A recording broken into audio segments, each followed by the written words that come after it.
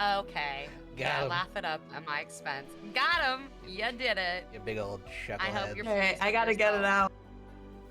out. Awesome. So yeah, let's kick off with a little recap, full of narrative. I'm also gonna round some things out for you guys because I think it's pertinent to things you would all know without having to roll stuff. So, last time, in the shadowy recesses of Sif's hut, the fabric of our world seemed to unravel, revealing secrets long hidden.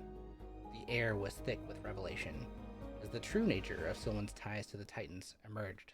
Ties not merely to the Titans known, but one greater, the Prime Titan, known only as the Great Old One.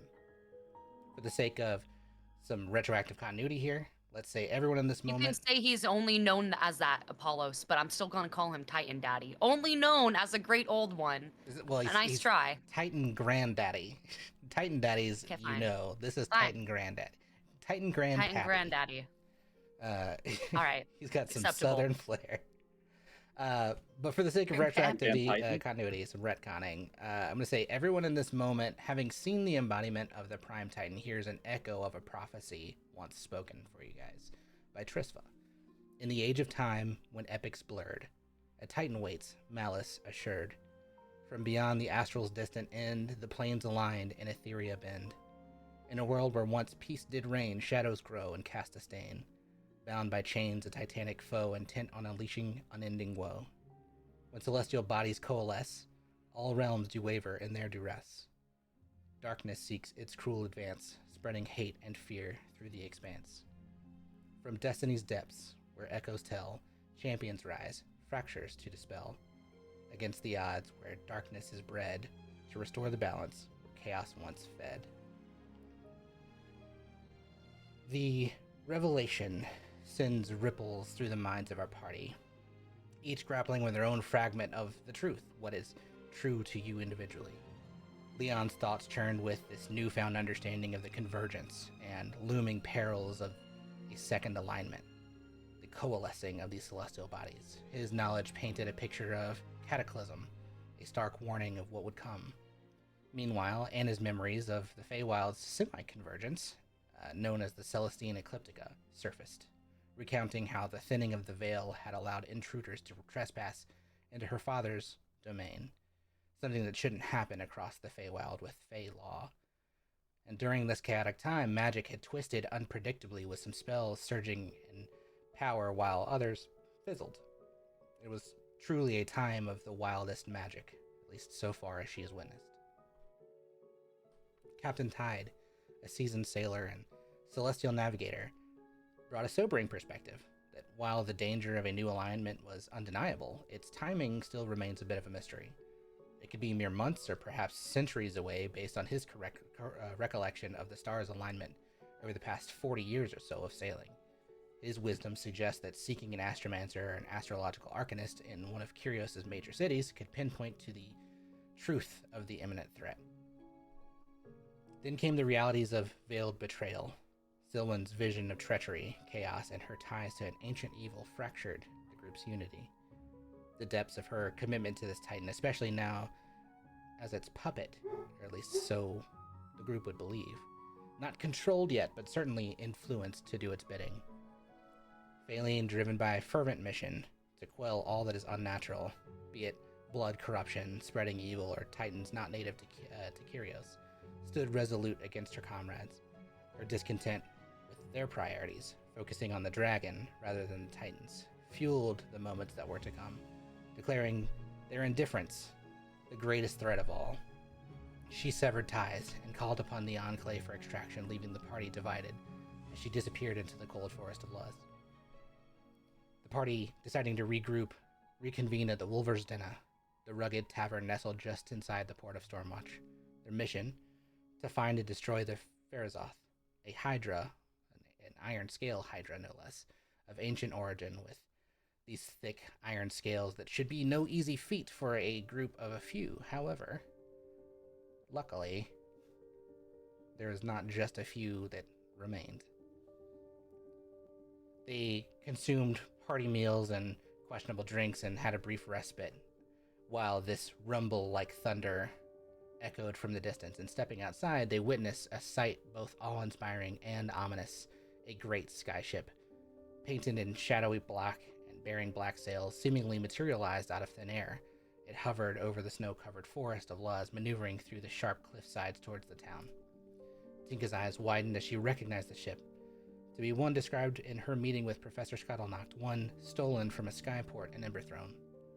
Timothy's keen senses picked up also the resonant hum of powerful Ethereum engines, noting the sheer amount of Ethereum such a vessel must consume to traverse vast distances swiftly. As the ship arrived and hovered at the town's edge, a silver-haired elf leaped from its side, accompanied by a repelling crew. This enigmatic figure introduced themselves as Shai Kalan, the High Warden of the Emerald Enclave, responding to Phalen's call for extraction.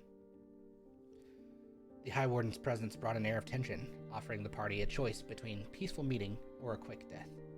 Not taking the moment seriously enough for the High Warden, they silenced a drunken, rambling Tinka before instructing the party to wait at the inn while they discussed with Phalen what has happened and transpired over the last few months of her mission. Hours passed in anxious anticipation until the party was summoned, asked to relinquish their weapons, and were escorted to the Black Ship to meet the High Warden. In an elegantly crafted meeting space at the ship's rear, the High Warden and Phalen awaited. Shai Kalan, now up to speed on all of the known details of Phalen's mission, invited the party to add their insights.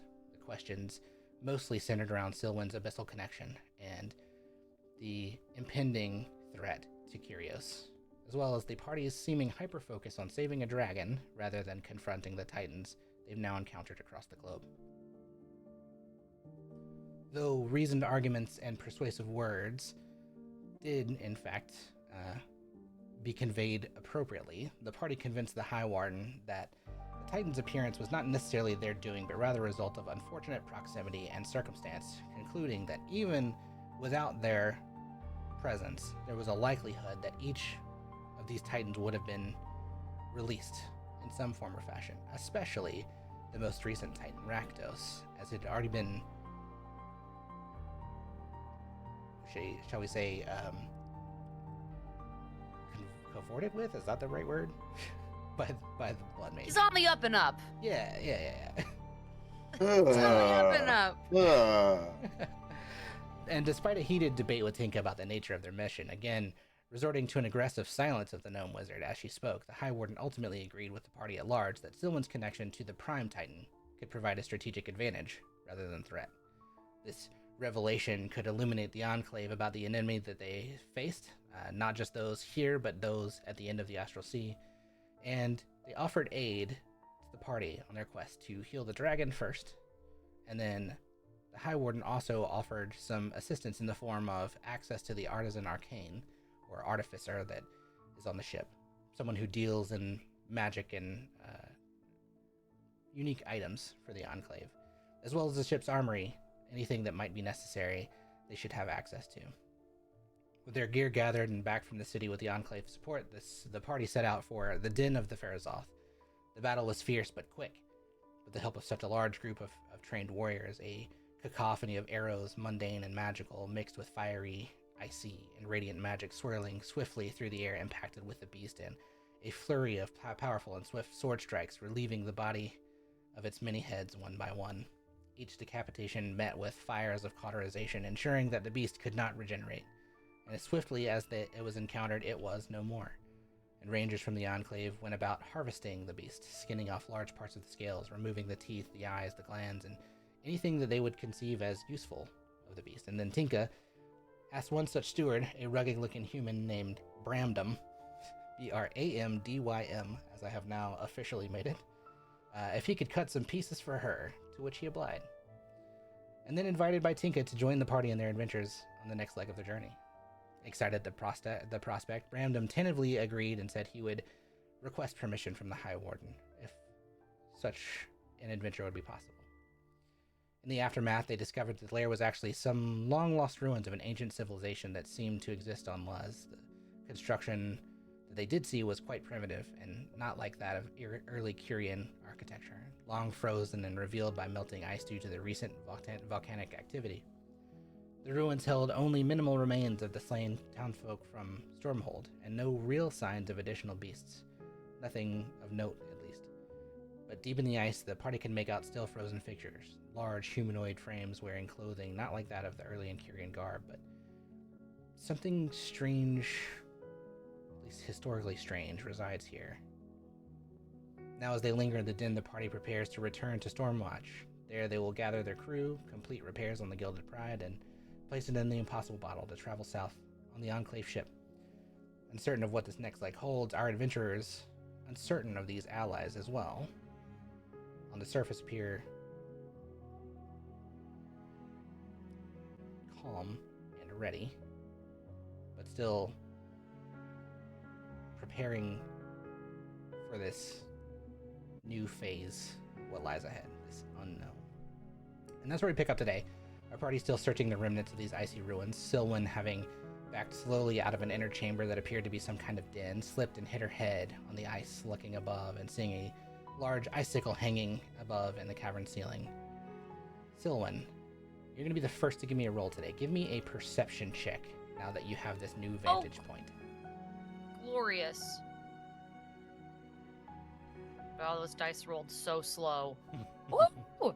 Love it. Ciao! Yeah, I mean, even having fallen and hitting your head and you know, the little bit of damage you took, it's dark and it's strange, but you look up and you notice something behind the icicle, a frozen face, and then reaching up further into the ice would be the rest of its body. It's a humanoid figure with dark gray-green skin, very protruding forehead, large tusks emerging from its lower jaw, and it looks to be an orc, but a primitive orc, and it's pristinely frozen. And looking around, you don't really see anything other than the halfway melted ice. And I think with that perception roll, you can kind of tell that maybe there were other bodies in here at one point, though the frozen away and no remnants of them otherwise that you can discern. And for kicks and giggles, this is what you see. Oh.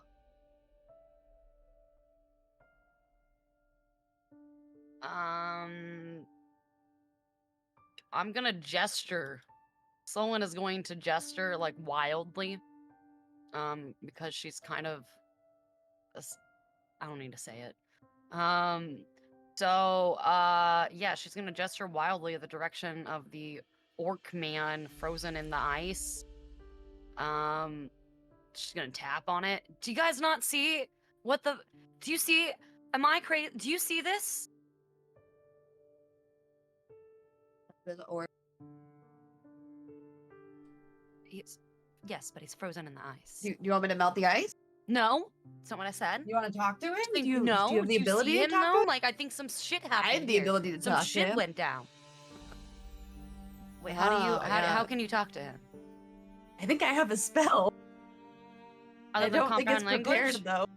What do you I have? think it's speak with dead. My God, that would be crazy. So crazy it just might work. Yeah, I have speak with the dead, but it's not prepared. Womp womp. That's unfortunate. I really have minimal 3-level spells. I have a Someone similar had a crazy. spell. You do. Oh, yeah? Someone has a crazy glint in her eye. It's called Talk at Dead. Oh. I don't think that's similar. Come try it. Maybe it'll work. Hello. Nothing reverberates from the ice. Oh, I must be out of spell slots. Because that's what they're called. Oh wait, it kind of sounded like you said. Did you say spell slots or spell sluts? Yes. Yes. Yes. Okay. That's the next brothel. That's the next brothel. Spell sluts. Oh, God. Yeah. They only have cantrips and they're alright, all well- disappointing. I think is gonna cast one firebolt just to melt the ice a little bit to Okay. scare Soul. Yeah, make an attack roll. It's a very Absolutely. low DC, just a we'll say 5. 24. Yeah, that'll do it. You can't roll Apparently below a 5. 15 damage. Yeah, okay, that's huge. That's a lot of melting that happens. You begin to melt the ice, and actually you begin, before you notice it, to like singe the hairs around his face because his face has been revealed, and like you start to smell the smell of roasting orc. Yeah. But no So sounds his or face is anything otherwise. exposed now. It is, yeah. Interesting. All right. So, with that being said, we're just wasting time now. With my magical tinkering feature, I'm going to record hello and attach it to the orc. Okay. Okay. Malthus is going to repeat that. Yep, just every how often is it? Every few seconds. No, but yeah, I have no idea. Yeah, I think that if you're doing the magical tinkering, it's like every 10 seconds it's just like hello. Paul, did I find baby Hydra eggs last time? You did not. You found kind of the den area where it would have been. There was no signs of anything that seemed to be like okay, no remnants. babies. Yeah, no babies. No baby remnants. Oh, thank God. Okay. Just want to make sure while we're just sitting here, just like they're only gonna sneak up on us. Thanks. Yeah. No, I think for the most part, everything you've been able to discern so far is that this might have been the only thing here at a time. The tapestries that Anna was looking at seem to indicate that whatever the primitive creatures were that lived in this place now you recognize to be orcs probably encountered it before, and I don't know that anyone. Anna, actually, if you would, because you, I think, are probably the only one that has like the educational background to like comprehend this now that you're seeing this orc, roll for me a history check. The DC here is 12.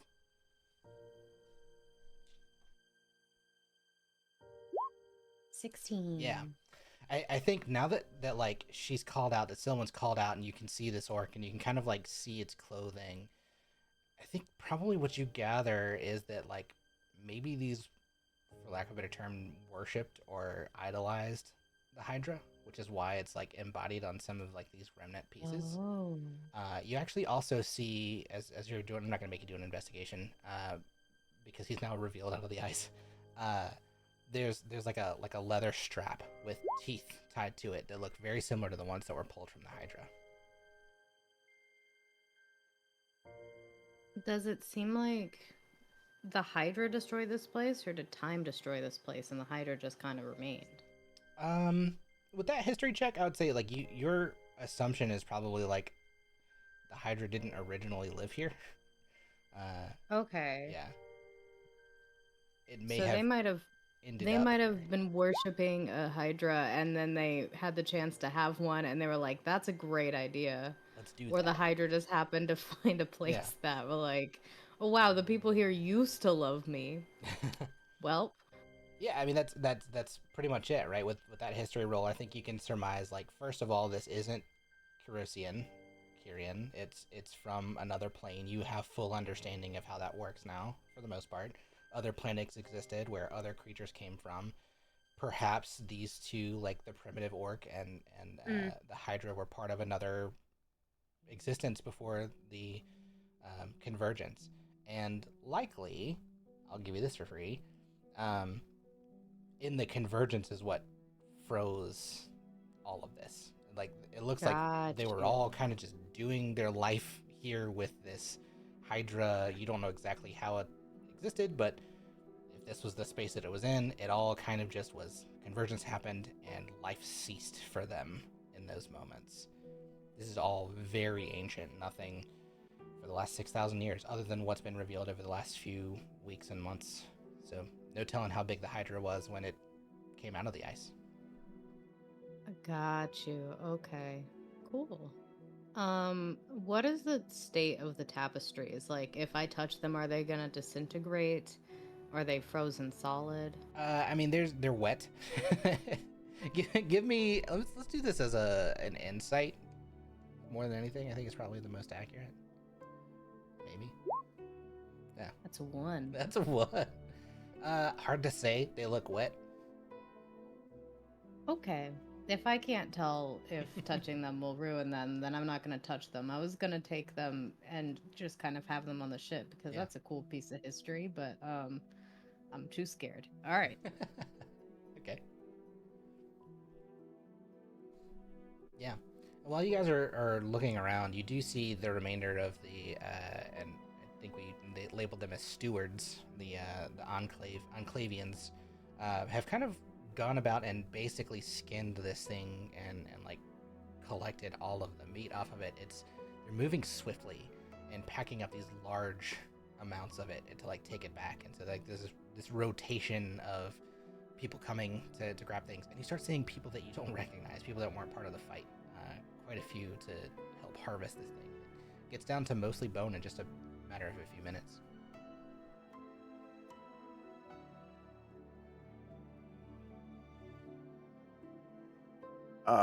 Leon's gonna point at was it Brampton? Bramden? Brandon? And he's gonna like toss him like a gold coin. He's gonna be like, "Hey, make sure that we keep our fair share of all that stuff that's being boxed up. I want to make sure that no one, you know, takes part of our share." Yeah, all right, man. I'll do what I can. What would you assume is a fair share? I don't even know that was a discussion point. Leon's gonna kind of look at like Anna and be like, "Hey, how much is ours?" How much did we help kill it?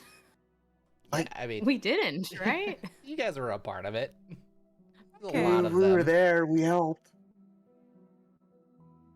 And I guess we told them we're like a fifth. I don't know. How about we That's just? not And just he's like it. listening in as you guys are having this conversation. He's like, "How about we just give you everything from like one head? How's that sound? That sounds good. Like the neck and I'd head, let yep.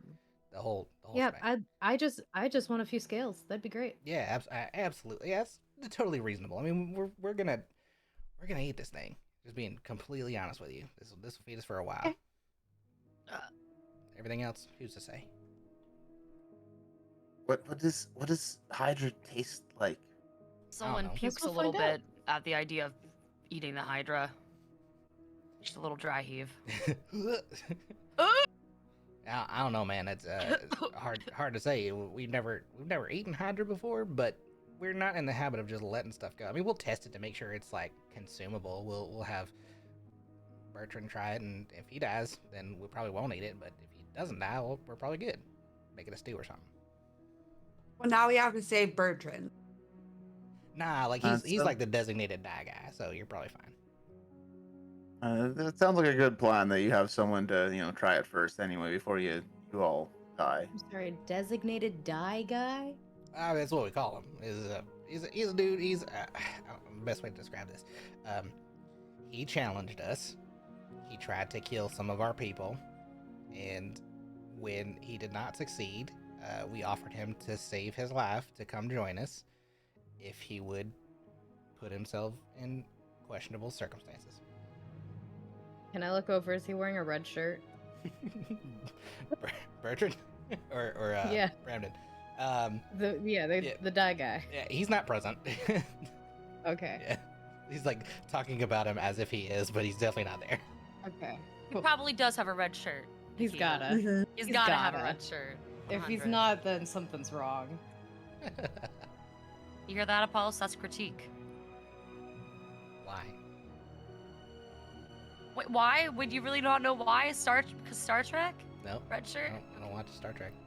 You don't know that? Okay, so the red shirt is It- like it the always character. thought that guy- I got the Yeah. reference. Yeah, I got It's it. the one time I don't get a Okay. reference. I'm like, sure, yeah. I'm Oh, really so- surprised that you didn't get this reference one I time know. when other people It's did. a pop culture Crazy. reference where even I don't really watch Star Trek that much, but it's a pop culture reference where anytime somebody like comes down from the ship and they're wearing a red shirt because they have different colored shirts Right. based on their positions, but if they have Red a is red shirt grunt. on, they almost always die. Okay, Yeah, gotcha. they're the Then, yeah. expendable Unless character. they're a main Red shirt is character, expendable character. Red shirt, if a red shirt pops up on screen, you're like, oh, that's a dead Yeah. man. Okay, yeah, definitely then.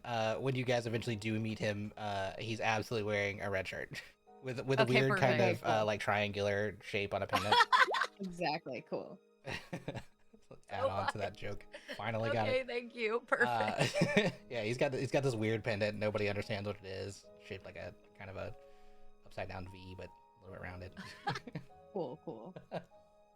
That's actually from Star Trek. He's just frozen and dead. They left him behind. There we go. There's a merch. It's just a red T-shirt with a weird Star Convergence. Trek like symbol and the words "Die Guy" on That it. guy. He's our designated that guy. I love it. But yeah, I mean, other than what you have already kind of found, I mean, there's not like a whole lot here. I think Tinka, you looked at bodies last time, and I DM'd you all of the stuff that you found, and it was all really sad stuff. Mhm. Like letters to family. Oh. A locket with someone's child inside. Yeah. A whole child. Nothing worth inside of a stealing. locket. A whole A child? a picture of a How did child. they not put a whole child in the locket? Skeleton in there? Oh my god! It was dust. It was just bone dust of a child. How did you know that? That's so sad. Oh my god. Here's how I know. Tinka was trying to loot dead villagers in that town. No, absolutely not. I was trying to find forms of identification. It's just Sure. clues. Oh, okay. Sure, Sure, sure. yeah. Clues is all. Okay. Makes sense from Tinka's previous session of just yoinking potions because you were playing BG3. I was allowed to. It was Hey, Zoe. an approved yoink. Hey, Zoe. Wait, what? I bet you 10 gold you can't get one of those orcs' teeth. Ooh. Or you said there was a pouch of teeth, right? It's like a necklace around his. It's still kind of mostly frozen, but you can see a few of them loose, hanging on like a leather strap around his neck. I feel like I need that necklace. Sure, I can. I can get you that necklace, Tinka. Okay, yeah, you go try. Prestidigitation to just warm up where the ice is around the necklace. It's a cubic foot. It's enough. Just heat to melt the ice so I can yank the necklace off. You are trying real hard with a cantrip to heat the ice with like what is maybe fractions of degrees in this entirely frozen place. It doesn't really. You see like drips of water, but it's not enough to unfreeze it. 15 points of damage from fire damage. That did some work. Okay. Someone's gonna look at the necklace and then look at Tinka and look back at the necklace and look at Tinka. You don't really need this necklace, right? I do. You do? You really need it? Is it I gonna go with an really, really outfit you need- have? Oh, it goes with everything. Look at it. Okay. All right. It I is just wanted to double rough. check. It isn't like it looks like something that like actually it looks like the necklace thing that Black Panther wears, like the teeth, the claws. Yeah, ironic. Yeah. But like primitive. Not made of gold. And it'll probably give me an intimidation bonus. Probably not, but you know, you can think it. Chill, warm, or flavor up to 1 cubic foot of non-living material for an hour. I'm gonna keep trying to warm It's this gonna ice. fire off another firebolt. Okay. More It's 16 prestidigitation for 3 damage. Firebolt. It's like you cast prestidigitation and all of a sudden like fire erupts and you're like, Yeah, whoa! I was like, I cast prestidigitation. Whoa! I'm super powerful, you guys. Yeah. Till I didn't. Someone didn't freaks realize. out for a second. The orc goes, Oh my god! Hello! What? What, Tinka? Do you see what I The did? orc I'm talks. powerful. Hello. Yeah, that's right. The tinkering thing Hello. goes off. Hello. You don't see his mouth moving or anything. Like he looks dead, but you definitely hear this random voice come from that general direction. Yeah, I mean, with another fireball, yeah, it kind of seems to melt away a little bit more. It hasn't completely revealed, but it's more of it's hanging loose. Can I yank it out? There's probably like 6 inches of ice covering the back of it. You could try I and use prestidigitation to warm the necklace itself so that I can melt just enough. Firebolt again. Yeah, motherfucker. Yeah. Oh, that's a natural one. It hits still. Oh shit. roll for me a d4 and we'll see if it's a 2 it hits Sylvan. I I'm don't fine want to with hit her this. for 14 damage. I'm fine. I'm acceptable. I'm honestly, I'm It's okay a with nat this 1. hitting We're me. doing this. Okay. Okay.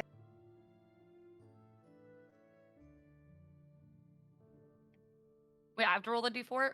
Yeah. Oh god. Make Tinker roll a d4.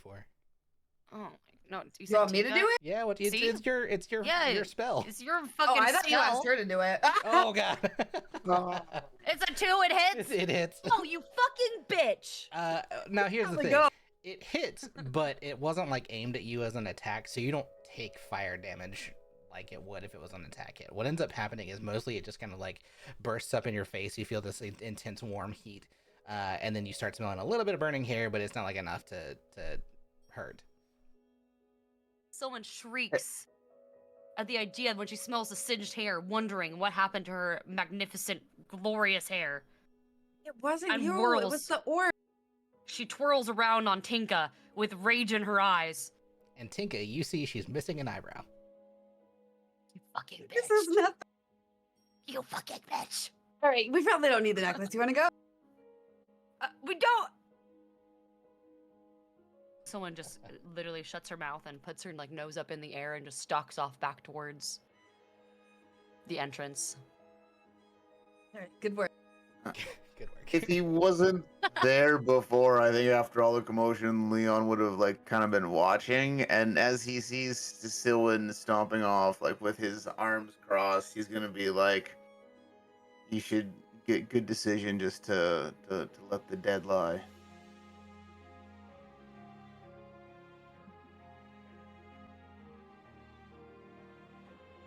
To her? Do you say that to her? Yes. Oh, you yes, say that to me? Wait, say it again? Yes. It was a good decision to let the dead to leave the dead to lie. Someone shoots Leon a dirty fucking look, like, "Ugh, could you not right now?" With like Leon's the gonna one, hear a message. which looks strange, I'm sure, considering she's missing an eyebrow. She doesn't know that, does she? She just No, felt she hot, doesn't. right? She doesn't Yeah, know that. she She doesn't. doesn't know. She Leon's has gonna no receive idea a what's message burned. saying, "Don't mention the eyebrow." She's gonna go back to the ship and she's gonna see it, but we're not yet. Just shoots Leon a dirty look, like, bruh, not now. And then keeps going. Keeps walking. Head held up in the air. Nose in the air. Leon's gonna look at Tinka and say like, what eyebrow?" Exactly in there. Okay, should we get out of here? I guess we don't need that necklace, huh? No, I don't think. I think you should just leave the dead lie like I told her. Leon, it's teeth. Yeah, he was buried with it. Just leave him be. If we stay here for another day, I can talk to him tomorrow. As soon as you say that, Brandon's like, "Nope, time to pack it up. Let's go." All right, let's go, Bramden. Tinka, you have a few teeth and claws that were pulled out just for you. They're basically the same, best you can tell. Okay. And Hydra's probably worth more than Orc. Hydra what? Hydra is probably worth more than Orc. Oh, that's right. You were trying to pull out his teeth. Gotcha. Right. Orc teeth. Orc teeth. And I wanted mean, his necklace with teeth. Yeah, primitive orc teeth. Trying to do jaw surgery, it would take massive strength to try and pull those loose. But then, yeah, the teeth around him basically are the same. The necklace around him is basically the same as what you have, just without the leather strap. Nice. You also have one portion of the hide that's, I mean, it's a lot of the neck cut for you by Brandon, and it's like rolled up, sitting by the kind of like what remains of the corpse. Just to make sure you guys are completely aware, it's a skinned beast, and so it's got like meat and sinew and gristle and a bunch of dirt and blood and all manner of viscera. And if you want to do anything with it, it'll have to be processed and tanned to like be usable. In that kind of sense, you could also just like knock off some scales if you wanted to. Without that, it's going to begin to rot. It's also heavy in this state. We're talking probably like 200 pounds. So someone with strength and space will need to carry it. It's about 40 cubic feet of usable hide. It's also greasy. Hey, Bramden. Yeah. You know anything about tanning? Nah, but we got a guy on the ship that does that. I mean, he's part of our craftsmen's is. Amazing. Can can you help take us that with to that him would and be have him amazing. process it for us? Why? It's you won't. So we can preserve it. Yeah, we're gonna do that with all this. Like, this is for you guys. Oh. Yeah, I mean he'll be processing all of our stuff for the next few days probably. Okay. Y'all don't know how to do this. No, Then why did you own it? I don't know. I know what to do with it after it's tanned. I don't know how to tan it. Right. So why did you own it?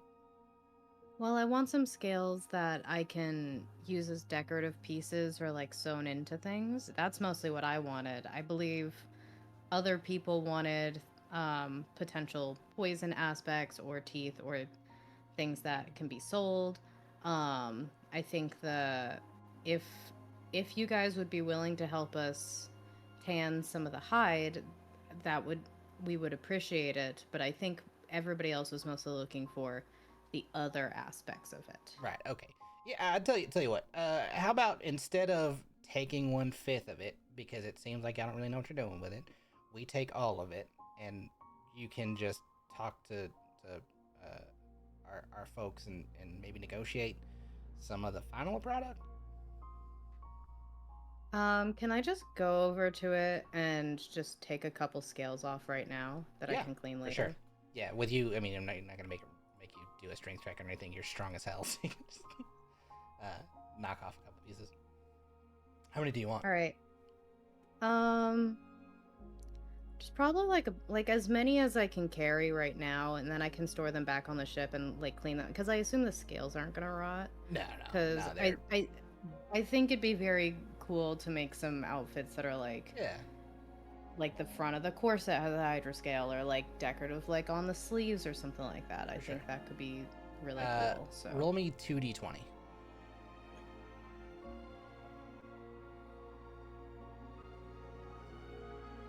wow. Oh god. That was.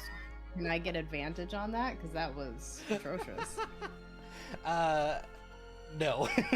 but Okay. you get 3 that are in like really pristine condition. You get another 3 that are in like okay condition, and then pretty much everything else you were like trying to work at was like that it was just tearing off parts of the hide. So we'll say like Okay. in total you have like 10. There are a couple though that like will need to be like you'll need to like spend some time like scraping it off to not be meaty. It didn't really come off quite as expected, but 3 of them in like really pristine condition.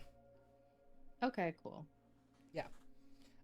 And I'm sure you can work some magic otherwise to make it, look good even in the non-pristine. We'll have down yeah, like Yeah. we'll have downtime. Absolutely. Cool. Ooh, direwolf outside. So Wait, what? you can't hear my dog barking in the background. I said there's a direwolf outside. Okay. All right. It's That not. scared me. It's a puppy. Okay. Hello. Hello. Yeah, and it's let's see. More like hello. No, it's not. Anyway, you hear it echoey. It's a quick ride back to the town. Only 15 minutes or so on the ship. The whole escapade only took you guys about 90 minutes round trip to get there, find the beast, beat the beast, and then kind of like search around and get everything stripped and back.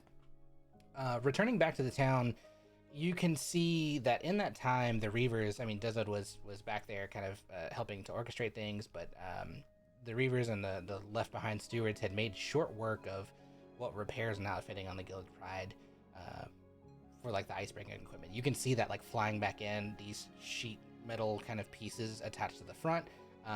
There's like a couple people who are like still banging away at it, but for the most part, it's like mostly done in a surprisingly quick amount of time.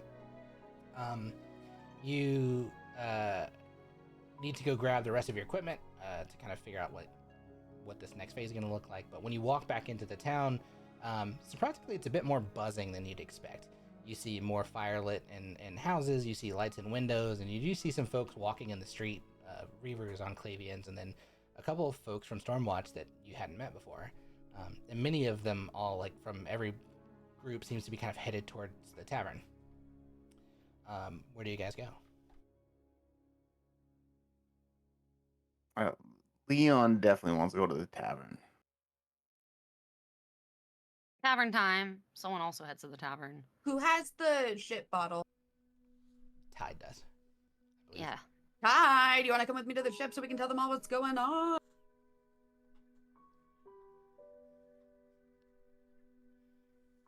Yes, Tinka, that's a good idea. That's a great idea. Let me go. That's a great Perfect idea. Toast impression. Tally ho! Great. All right, so I guess I'm Anna will also hijacking Ty. Anna will also go to the ship with them. Cool. Yeah, so you guys kind of split off, head to the ship. When let's resolve ship stuff first. You guys get to the ship. You notice a couple things, kind of out of the gate. The first thing, Tide, with your high perception, as soon as you're close enough to the ship, there are some changes that you recognize. Certainly the sheet metal on the front, like the ice-breaking metal on the front. But you also notice that the cannons that you recovered from the shipwreck have been placed on the deck, and they're not covered in barnacles, but they look to be kind of cleaned up and in pretty solid condition. They don't have like any sea crud or anything else on them from when you brought them up. You also notice that like the pitting that had been on there from like where the metal had worn down seems to have been repaired as well. The second thing you notice are these large posts that are attached to the mast and what appears to be some kind of pulley system. And wrapped around the mast is also like these large nets. And you take it that these are the fishing equipment that you guys had talked about. For whatever reason installed on the ship versus just put in the ship.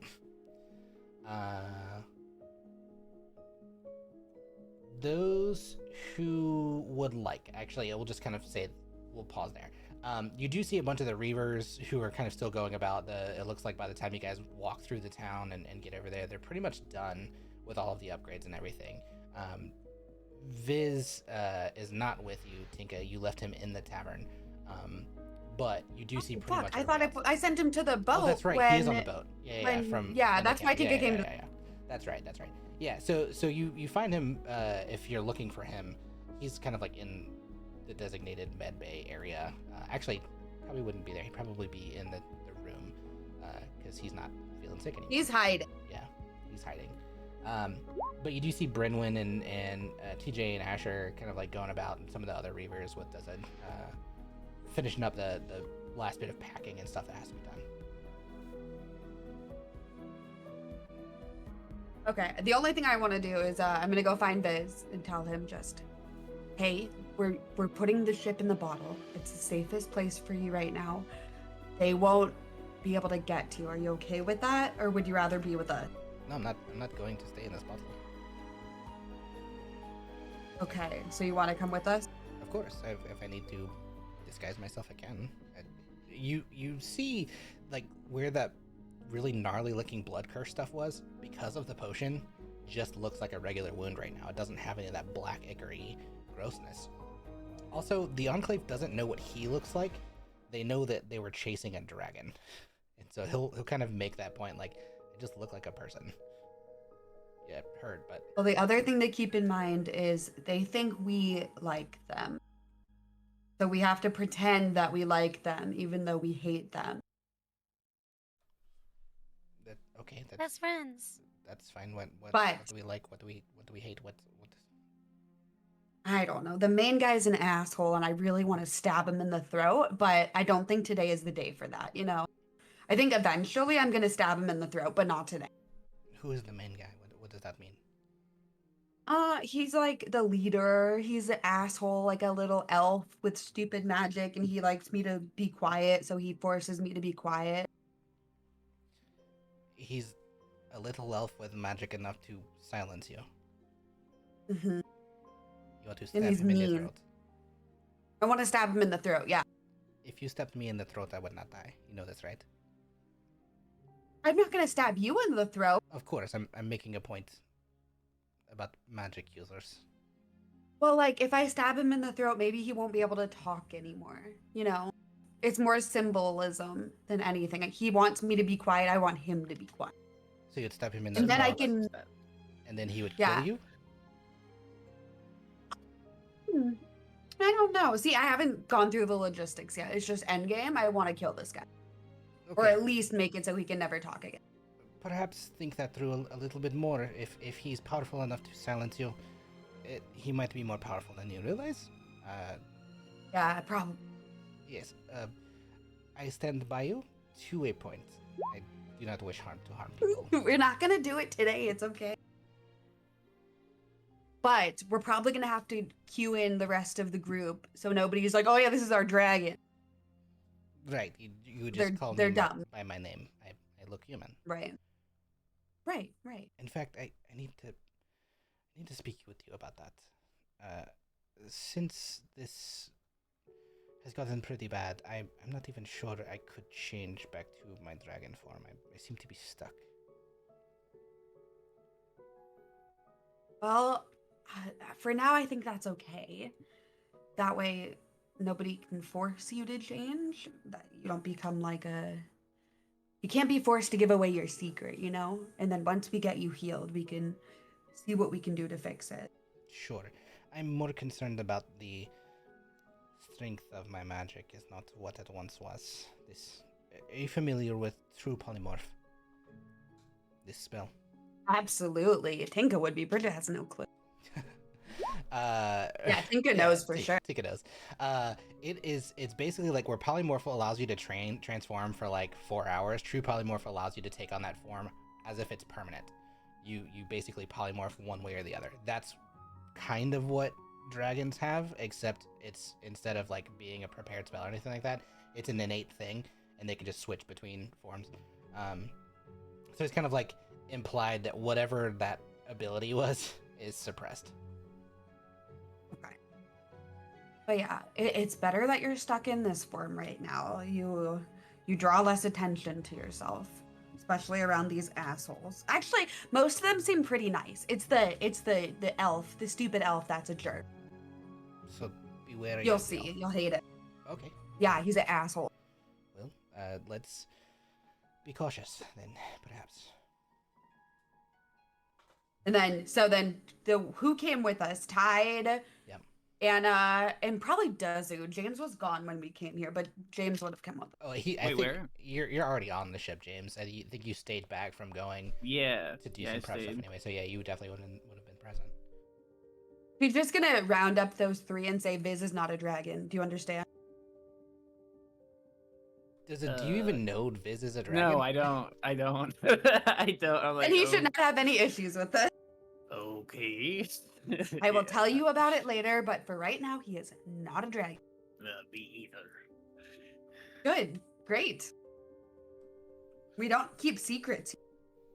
Yeah, I don't know why Yeah. you're bringing up this dragon thing. I'm not a dragon. You're not a dragon. Yeah, Who's we who's don't a dragon? keep secrets. Yeah, we don't keep secrets. We don't keep secrets. We're mostly Right, human. he's definitely human. That's Yeah, Exactly. we've been totally here before, human. and we kept that secret for a long time. Some of us just found out otherwise. So, yep, he's definitely human. Yep, totally Right. human. Anyone slips up, they deal with me. Are you going to kill them? Maybe. Very concerned about this side of you. I've not seen this before. Yeah, I had a lot of sugar. Should probably have less sugar. Maybe just Yeah. more meditation. And that booze. Yes. Yeah, okay. I'm gonna calm down and not have any more caffeine or sugar, and everything's gonna be fine. Okay. Well, I will be with you. And he gives you like a thumbs up and Mhm. finger gun. Yeah, we gotta go tell the rest of the people, but then we can just spend the day together and just do whatever. Okay, that sounds great. Yeah. Basically, and we'll fast forward since Toast had to dip kind of unexpectedly. Basically, you can start the process of putting the ship in the bottle. Everything's done. There are some of the crew who are willing to go, some of them not so much. Sariel and Santa and Callista, who's still mostly dead, all definitely stay. TJ and Asher and they're the half-orc siblings. They want to go on the Skype ship. They've never been on one before. Also, Finian, who's the half-elf, kind of like older dude, who was doing all the gambling stuff. When you guys get back there, you notice that he's kind of like following around this other female half-elf from the Enclave, and he tells you that he wants to stay on the ship, or wants to go on the skyship as well. If you'd like to, you can give me an insight check on him. Oh, DC is 10. Yeah, he's crushing. Yeah, you guys pick up that like he's got a thing for this half elf girl that he's kind of following around. Oh. Oh, Tink is gonna send a message. Get her a gift. He kind of freaks out and like looks around. He's like, wait, what? Who said that? Hello. What's going on? And then like he kind of like, they actually do this as a roll. Oh. Okay. Yeah, he kind of is like confused. He's like, hello. Is someone, what's going on? And he kind of like steps away from what he like tries to start looking for someone around. This is your conscience. If you like her, buy her a gift. I don't think my conscience speaks to me in this kind of way. You have a different voice. Where are you? Ooh, buy her a gift. He like looks around, ducks behind some crates, trying to find. He's like, Tinka's like got her back to him. he's very very clearly confused. Looking around, he's like, a gift. I'll check in a few hours for the next step of your mission. Okay, you can just tell me where you are. You sound super close, but there's no one around. Ooh, goodbye. Okay, goodbye.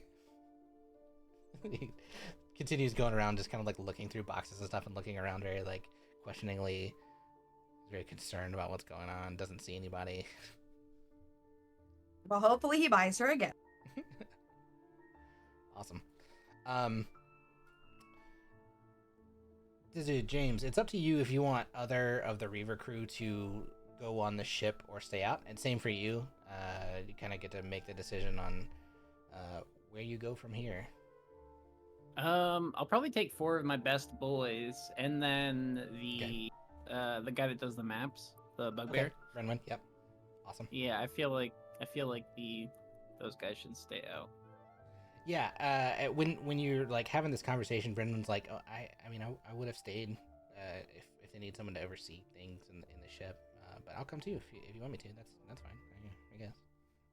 Of course, you're the most vital to our mission. Oh, You should be on the boat. that's nice to hear. I've never been called vital before. And then, like, Thanks. you see some of the other Reavers chuckling. Make a roll if he gets that. Nope. Rolled a 4. Nice.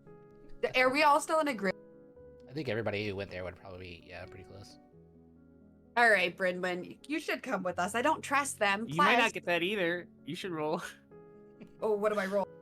Insight? probably. Yeah. Yeah. Insight. It's probably a low DC because I Oh. wasn't Well, acting you very. passed. Well, you get what's your you can let's actually do this as a contested roll. Roll for me, performance or deception, either one. Okay. Should I do it with disadvantage since I wasn't really masking it that hard? I'm gonna say probably just a straight roll unless you're like intentionally trying to like screw yourself over. Nah. Okay, Tinka doesn't notice. All right, he's Brynwyn's screwed. Yeah, Never mind. Have fun, guys. Yeah, so we'll say that you got your 4 boys, TJ and Asher come, Brenwyn comes, and pretty much everyone else stays on the ship. That means Elias and his sister Miriam and Pippa the cook and Kara, who doesn't really talk much. Also, Tundra decides to stay on the ship. He's like, I don't think it's good that I go. I'll just stay here, power down. We love Tundra. Cool. And then Tide begins the process of putting the ship in the bottle. It takes about an hour. Back to the inn.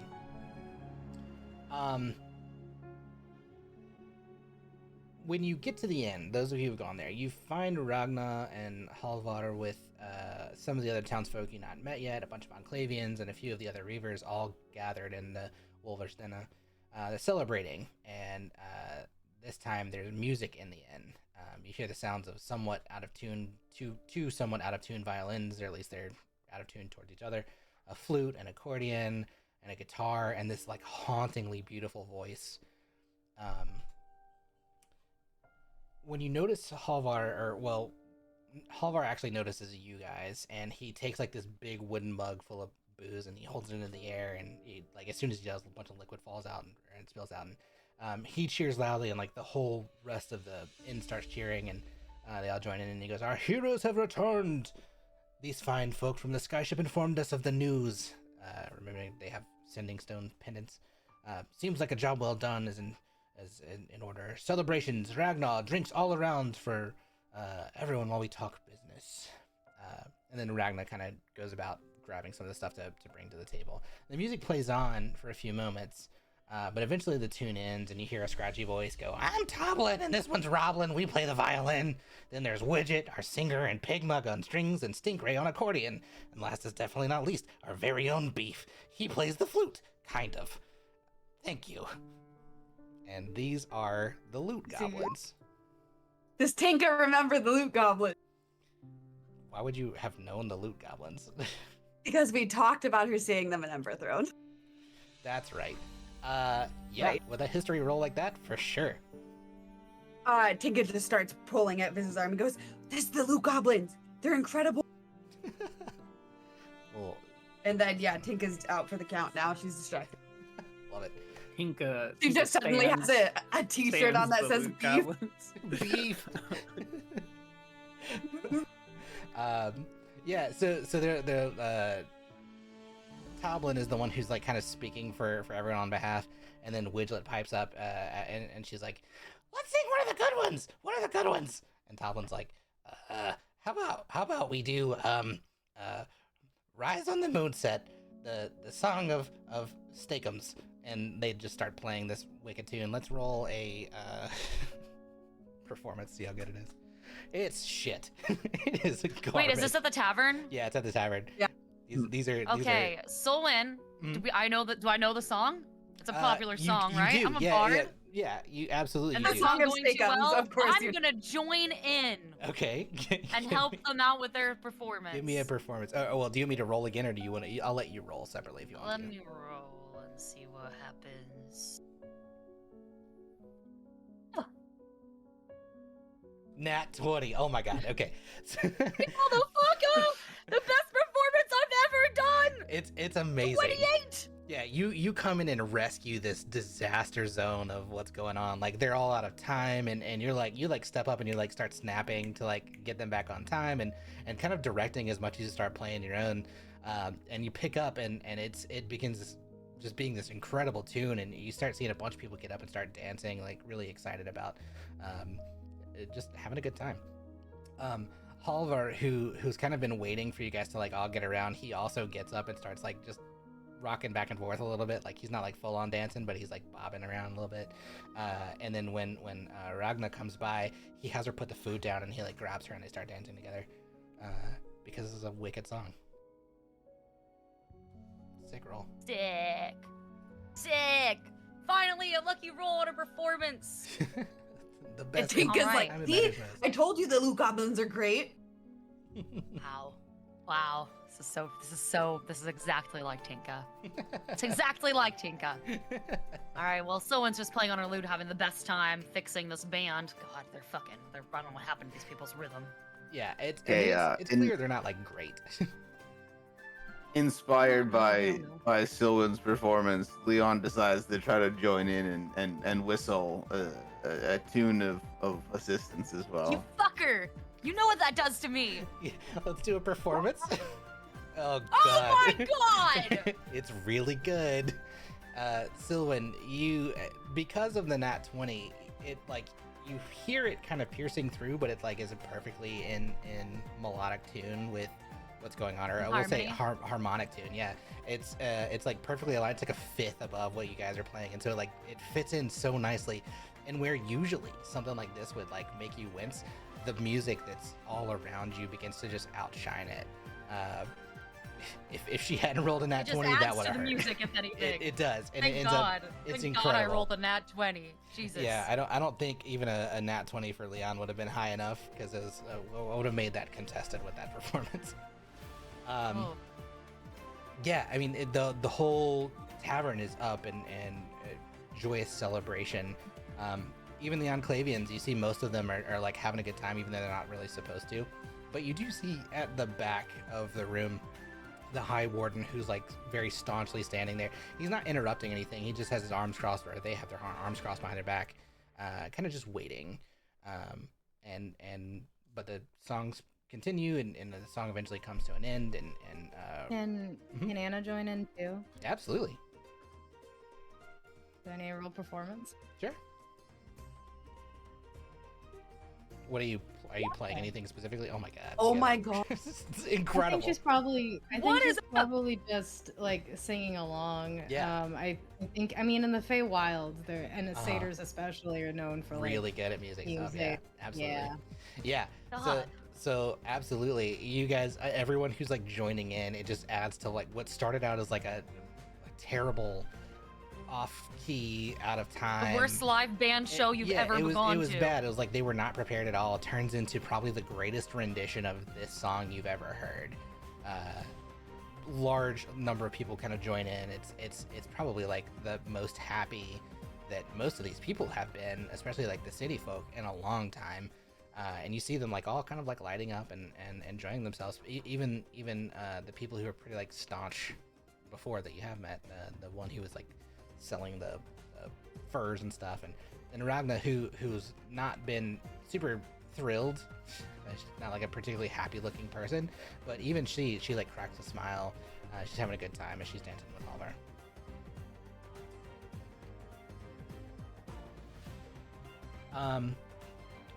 The song comes to a conclusion, and Halvar comes over to everyone who's there. I'll say like by that time it's probably enough for everybody to have arrived at the end collectively, except for Tide, who's still putting the ship in the bottle.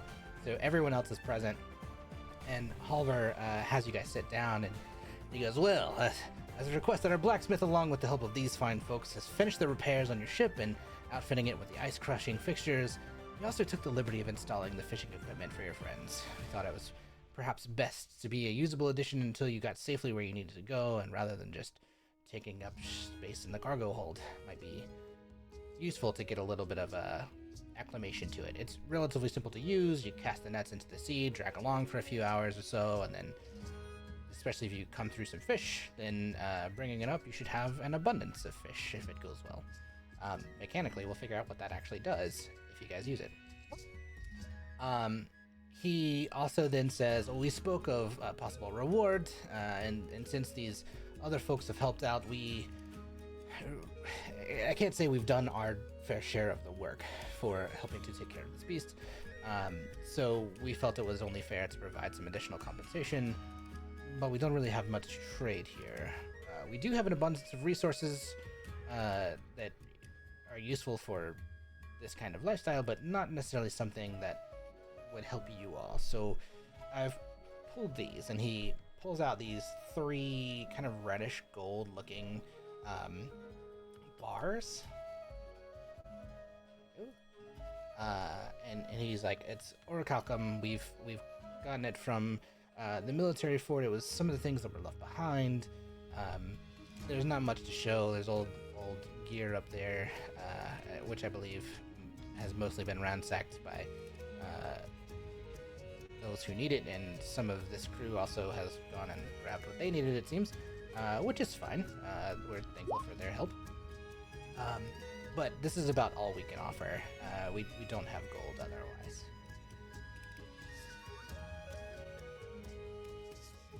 And in return, a lot of your people's bodies didn't really survive, but I found these things. I figured I'd bring them back for you.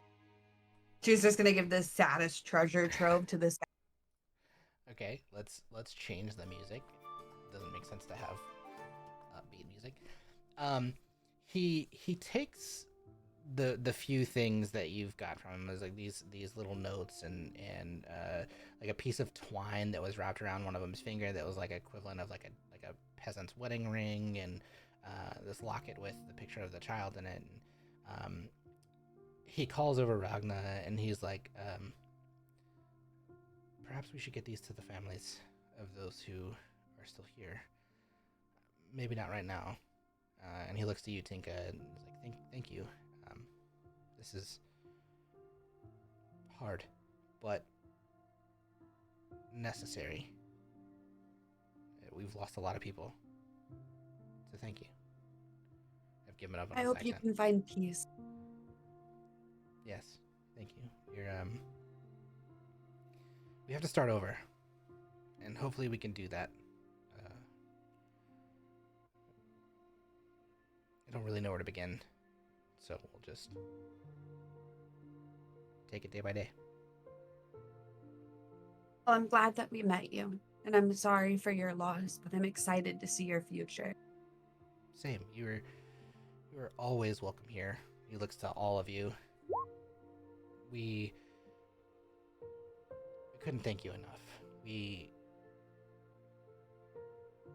I'm sure if it weren't for this other group that has shown up, you still would have been able to take on this beast alone. I have faith in that. But as you're the ones who spearheaded it, we are grateful, and you can call this home if you like. When whatever you need is done, we'll be here, and you're always welcome to stay. You can even stay longer if you'd like to, a couple nights with us, until you're ready to go. That's up to you. Is there anything else you need? Before we go, there is another place, another city, another town that we have helped. Its name is Farangol. I know you said that you don't have much for us, but perhaps you have something for them. Do you think we could maybe try to dispatch a trade ship for there from here? It's possible. Well, they have animal products. Mhm. Don't know if Farangol will want to buy animal products. Do you say that in character?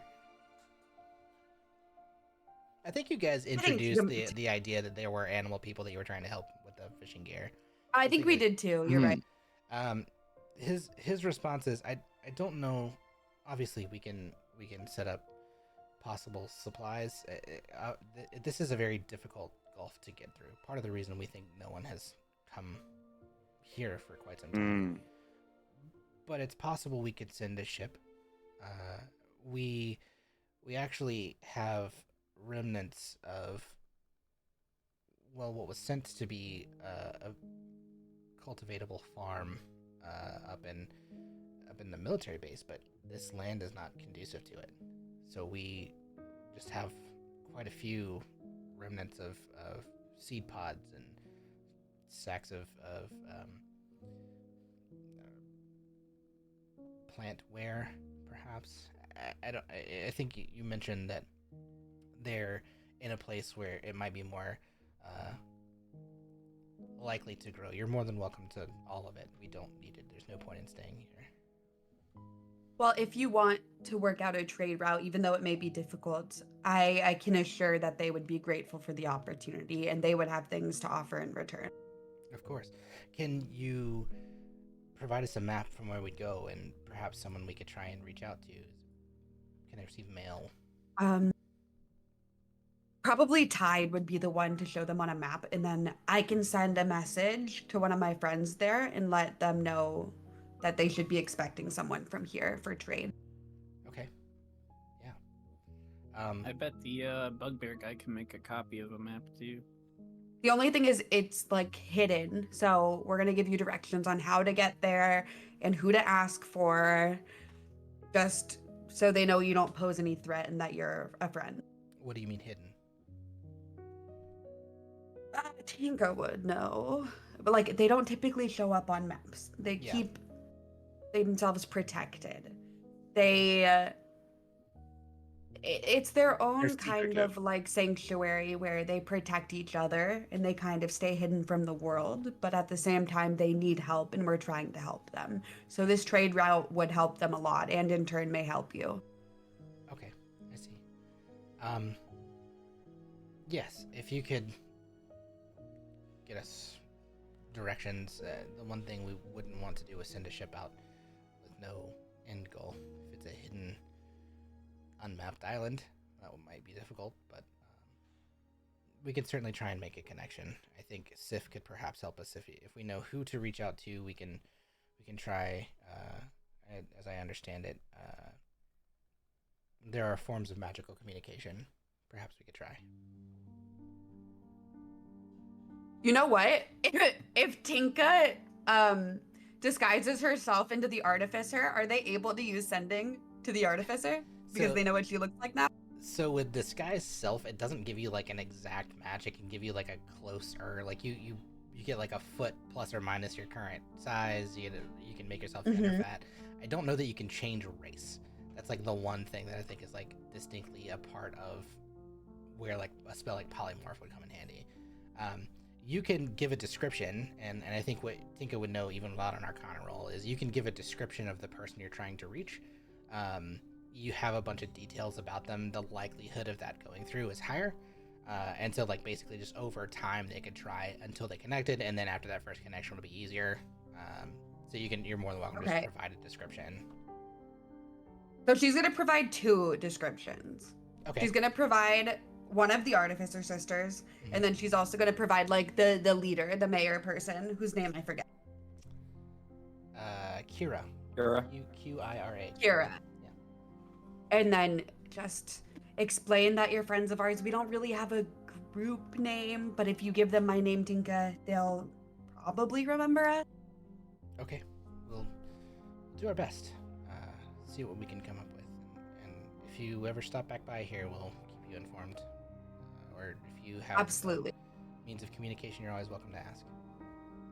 Okay, and I think that we'll probably return here. I think we're gonna try and collect some alchemy stuff for Sif. Oh, great. Yeah, that would be amazing. I know she's short on supply always. So, quite helpful. We're happy to help. You guys are truly good people. Thank you. That's our group name, the Good People. It's a good group name. Yeah. Well, good people. Fine people. We can celebrate. Keep having some enjoyment until you're ready to depart. Otherwise, if there's anything else we need from us, we're here. All right, guys, you want to go dance? When you say that, he's like, I think I have a dance I owe someone. And then he like stands up and grabs Ragna again to go and dance somewhere. Oh. All right, Tinka's gonna go find Viz and then scream to the loot goblins, sing the one about the dragon. You like dragons? Yeah. Okay, dragons. And like literally middle of the way through the song, they just pivot into this raucous happy tune. I don't know. We'll play this one. I don't know what it is. Oh yeah, that's fitting. As you guys finish this conversation, let's see. As everyone goes off to dance, Leon's gonna grab is it 3 orichalcum? Is that what it is? Yeah. The bars? Is that what it was? Yeah, Leon will grab that, put him in the rucksack. Cool. Yeah. You. Go ahead. Sorry, I should have mentioned this earlier. Tinka would have said to Leon, if we want to hold those, I bet Joe knows what we can do with them when we get back to Farangol. All right. Yeah, I don't know that Yeah. anyone would have like historical knowledge of like what orichalcum is used for. It's a unique ore. I think something I didn't mention, but Halvar would mention like to the right trader it might be worth a good couple hundred gold each one of them. It's hard to say. You need it to make Asmodeum a new world. There you go. Sorry. Just Lorna. Asma, damn, that was irrelevant. Damn, shut it. Okay. All right. Terrible jokes. All right. So the High Warden is still kind of like standing back, and he waits almost until your conversation is done with Halvar. And then you hear in kind of like a resounding voice, Enclave, stewards, wardens, pack it in, it's time to go. We're on a mission. No time for levity. Gotta celebrate when the Titans are dead. On a tight schedule, and we'll be delayed to drop our new allies off in the south. Move it. He's gonna. He's gonna what? TC. Timothy? DC. Timothy's gonna perk up at the mention of Ward. Okay. Yes. Okay. Love that. I'm glad you caught that. Tinka's gonna poke Viz and say, that's the asshole. Viz is like, he's kind of a jerk. You'll see. I'll stay silent for now. Well, if you don't, he'll make. Fair enough. I'll silence myself, I suppose. He looks to you all and he says, better prep the ship to put in its holding bottle. We leave within the hour.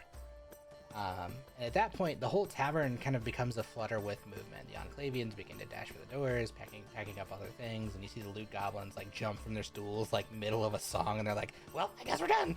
And they kind of like scurry off, heading back to the ship. Anything you guys want to do? You got I want to call like an hour of downtime, but like an hour's worth of prep time before time to go onto the larger ship. Do we need to restock our kitchen, our galley supplies in the ship? We're gonna go with what's their faces. We probably don't need that. Yeah, I mean the it's ship's gonna be in a bottle. Yeah, the ship will be in Yeah, a it's bottle. already in a bottle. You're gonna cut off Yeah. some time. I think probably the Reavers would have also like collected what they could. Stocked already? Some of Okay. it. I think like the big thing was like winter clothes is certainly a big thing here. We got the Non-perishable furs. food. So you probably have like a bunch of dried meats and stuff now that got taken in there. Okay. And you Sick. certainly have the fishing gear, which should help outfits and things. The one thing they don't really have a lot of is like vegetables.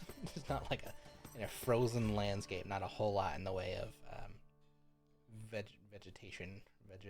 That's where the trade route comes in super handy for them. Yeah, Mhm. passing back. And Okay. forth, yeah. Mhm. Solon is just going to spend her last hour hanging out at the tavern drinking. Love it. Yeah, Yep. and Free drinks. there are yeah, absolutely. Especially with what you guys have just done. There Mhm. are tons. I mean, Ragnar still has like tons of food for you guys to have. There are, let's see, like 5 drink options that I invented. I don't remember what they are, but one of them is like the Oh. drink that Tinka had that like knocked her on her ass. Oh yeah, here we go. Viz, you Alright. gotta try it. Try it, Viz. Try this one. I don't usually like to imbibe. But Okay, then okay. don't do it. Don't do it. Don't. Okay. Okay. So there's Seeing him turn it down, Leon will come up, grab it, shoot it down, and run off. Jubilant, exciting, love it. celebrating. Do a Constitution check. Yeah, you're gonna have to do a constitution roll for as quickly as you just slammed an entire basically I feel like glass that of should be liquor. disadvantage. He ran Oh, after. it's not. It ran and he's um, not used to it, so absolutely a Yeah. disadvantage. Right. Didn't send it again. 1 second. So there's bitter ale, wolf's bite, the wild berry juice, which is non-alcoholic, and then frost mead. And you can just So there's a on it. +6 on this. Okay. So an 11. With an 11, I mean Oh, like wait, I rolled a 10. Sorry, I rolled a 10. With disadvantage. There you go. Okay, disadvantage. There. Okay. gotcha. Yeah, I mean For it's some reason, my saves still don't come through from okay. So you rolled a 10 in the app. accidentally the Is that what first you time. said? Okay. Yep. Yeah. So it makes it a little woozy, but it doesn't like knock you on your butt like it did Tinka. Like maybe just because of your size, especially with your +5 to it. Good constitution. Yeah, it like especially like running off with it, and kind of like you feel it in your head.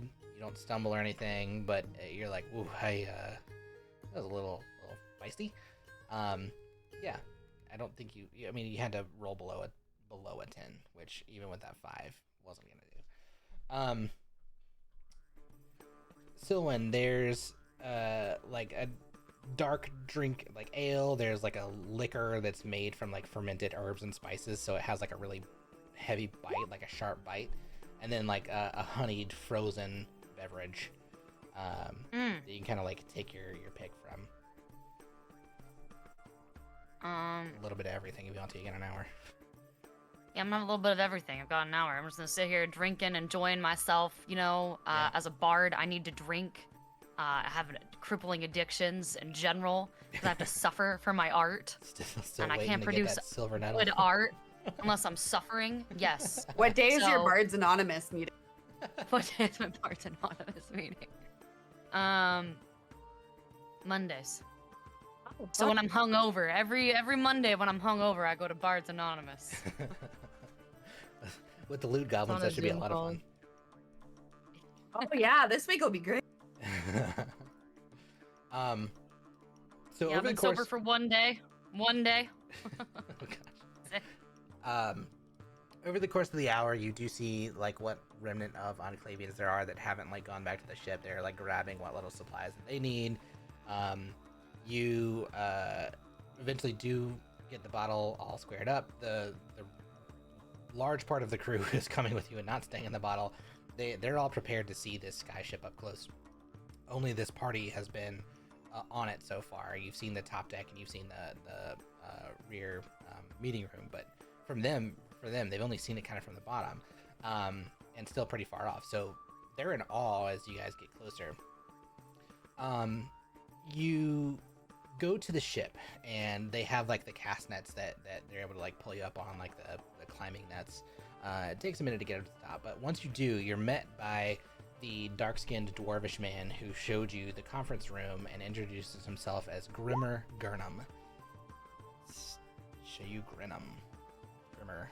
Can't even remember his name. When you first met him, he had like a very stern kind of face, like you see in this picture. Though now he has quite a large and welcoming smile. And as soon as like everyone's up there, he's like, "Welcome aboard. Glad to have you fine folks on our lovely flying ship. Might not have seen her name on the rear, but you should know that this is the Aeolian, pride of the Enclave." That started out giga Irish, and I really wanted to sound Irish back. That was a hag. Yeah, it started out and then it changed, and wow. Sorry, It's I'm like, I'm not- confused. I'm sorry, not did good you at say accents. Second, my The brain's alien? actually confused right now. The Aeolian, like the type of mode of music. Like Aeolian aioli? music. No, the Like, ooh, Aeolian aioli. mode. Gosh. But it was pronounced like aioli. Aeolian. Yes, Aeolian, which means of or relating to the arising of the action of the wind. So alien. No, not alien. Can I do an insight check or investigation or perception to see if I can find any alien? This ship really is out of this world. Zadoonch. All right, I don't I'll care. see Let's myself ship it. He says, "Let's take you around and show you to your quarters for the night. The main deck you've already seen before. For those who are seeing it for the first time, welcome to the Aeolian." Towards the rear of the upper tween deck, there's like, well, I guess there's like 3 decks. There's the upper tween deck and lower tween deck, and then your lower deck.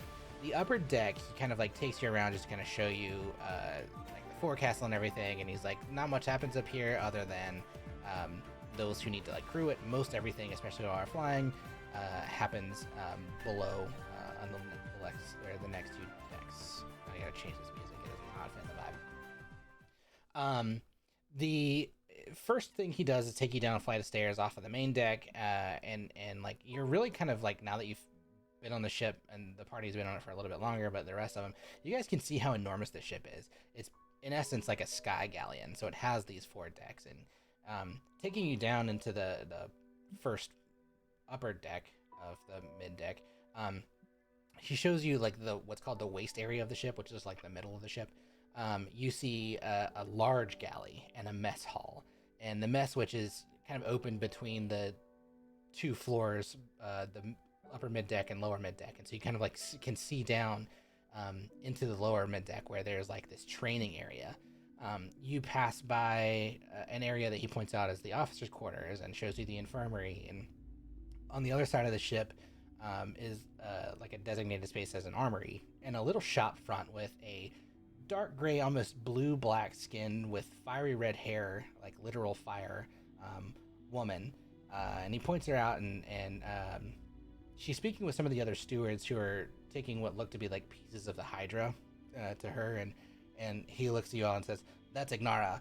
She's our artisan arcane. She collects and trades and works in the business of magical and unique items. Might be worth having a conversation when she's free." But then he continues to take you down another set of stairs to the third deck. It shows you a library and this big open area that looks like a workshop where you see some stewards working on gear. And then by the training area, and it's like a larger open room with mats on the floor and training dummies. There's a few stewards in there who are practicing when you guys pass by. A few who look to be training with each other, and then some who are just practicing on the dummies. He shows you around to the crew quarters, and there are 2 hallways that run the full length of the ship. Down one, he says, are like the individual and shared rooms that are like designated for crew, and on the other side are these communal spaces where they house the stewards and wardens and any other passengers, and like basically like bunk style bedding. And each of the bunk quarters can house anywhere between like 10 and 20 people. And so as you're like walking through, you start to get an idea of just how many crew are on the ship, or how many people, not just crew, but stewards, wardens, everything. And it seems to be kind of like well over 100. There's a lot of people here. He shows you the rear of the ship, which is like this communal, or on the communal side, and takes you to this empty bunk and says, "This will be yours for the night. We've had some stewards who are in here, but they've been moved to another location."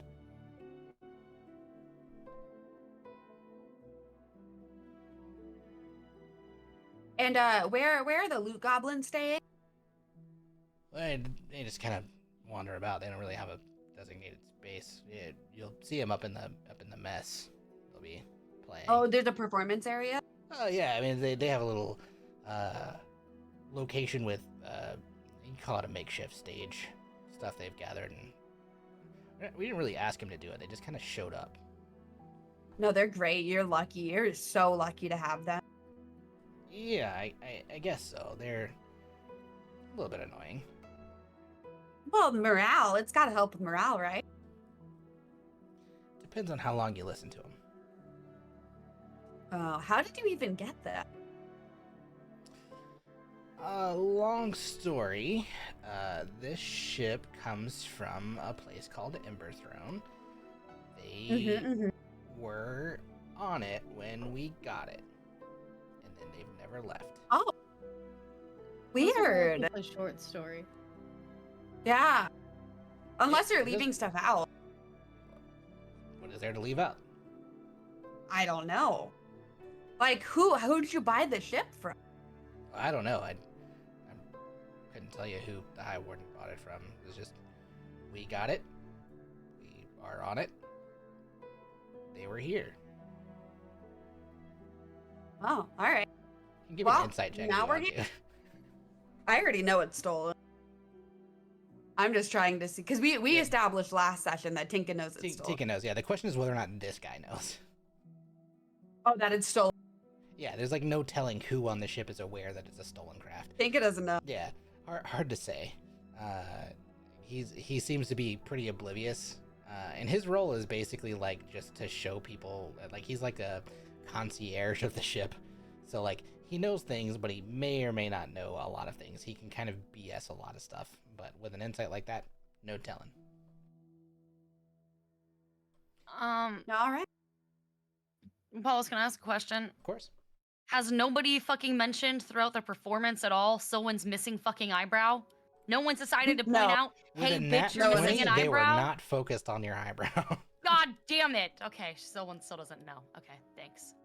You rolled too good to know. People are not looking at your face. They're listening to the music. Yeah, God you're not damn it. concerned about it either. You're too into the music. You want to go find the loot goblins and Right. do part 2. Part 2. He points you and says, like, well, you have free reign of the ship now. It's no telling exactly how long it takes to get you guys where you're going. He tells you that they're like the maneuver that they did to get there so quickly is not something they can do every day. It's something that happens like once every 7 days, so they have to recharge their Ethereum engines to be able to make this huge burst of speed, but still moves much quicker than an average sailing ship and a little bit quicker than the average sky ship. So probably about a day is all you guys will be on here for, versus the next 2 to 3 weeks, I think, is what we determined for this next space. Um, he points towards another staircase, and he says, "Down there's a cargo hold, a few separate storage areas, a brig, and the engine room. Kind of the engine room's where basically your bunks are, but there's not really much to see down there, so I'm not gonna take you down." For now, make yourself comfortable. We got plenty to do around here. Might be worth finding Ignara or Jessic, who is the armory person. You got free reign of the ship. And then he like kind of looks at you all and he says, "Don't go to the bottom deck. The engines are off limits for anyone but the engineers and the High Warden." And he goes, "Oh, if you see a short, finicky little gnome running around, stay out of his way. That's the chief engineer, and he's a bit mean." Ooh, gnome? Yeah, his name's Cogs. He's kind of a dick. Biz, let's go find the. I don't recommend it. He really doesn't like being bothered.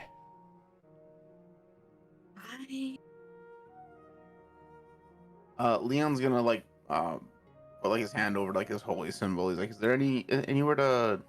Is there like a temple on board? A temple? Anywhere to pray?" No, but you'll find other people who share your faith. Probably the best place to do that would be in a secluded area. There's plenty of places you can find that are quiet, but nothing designated for that. It's a ship.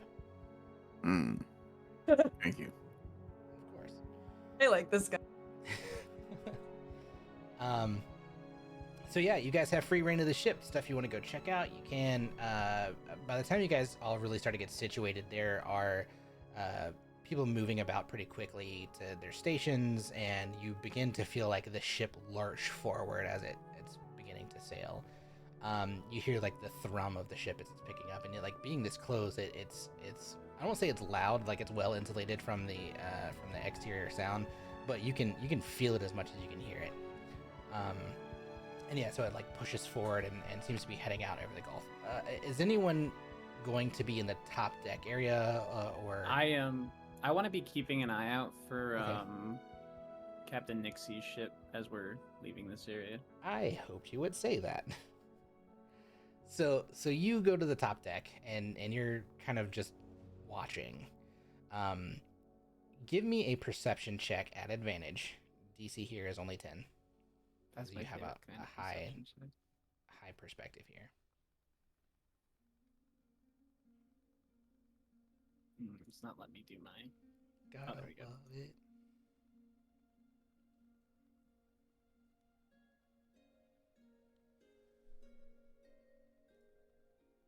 That's not good. What Wait, was it? Pat. Yeah, it didn't. 10. Okay. 10. That's all you needed.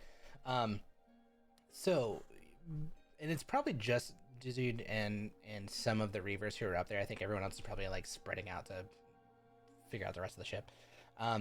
You see as the ship sails out or flies out over the coast, it flies out over the Gulf, and it kind of gets back to the place where there's like the entryway or throughput of these two land masses with all the rocks and everything.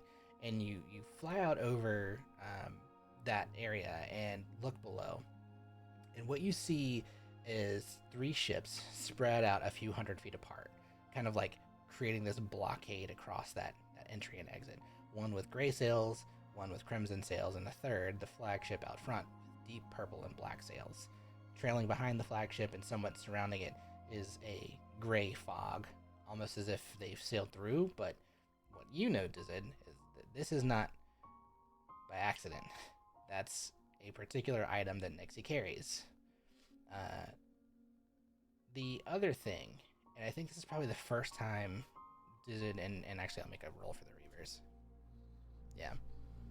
The Reavers were telling stories of something called the Mist Maiden in these waters.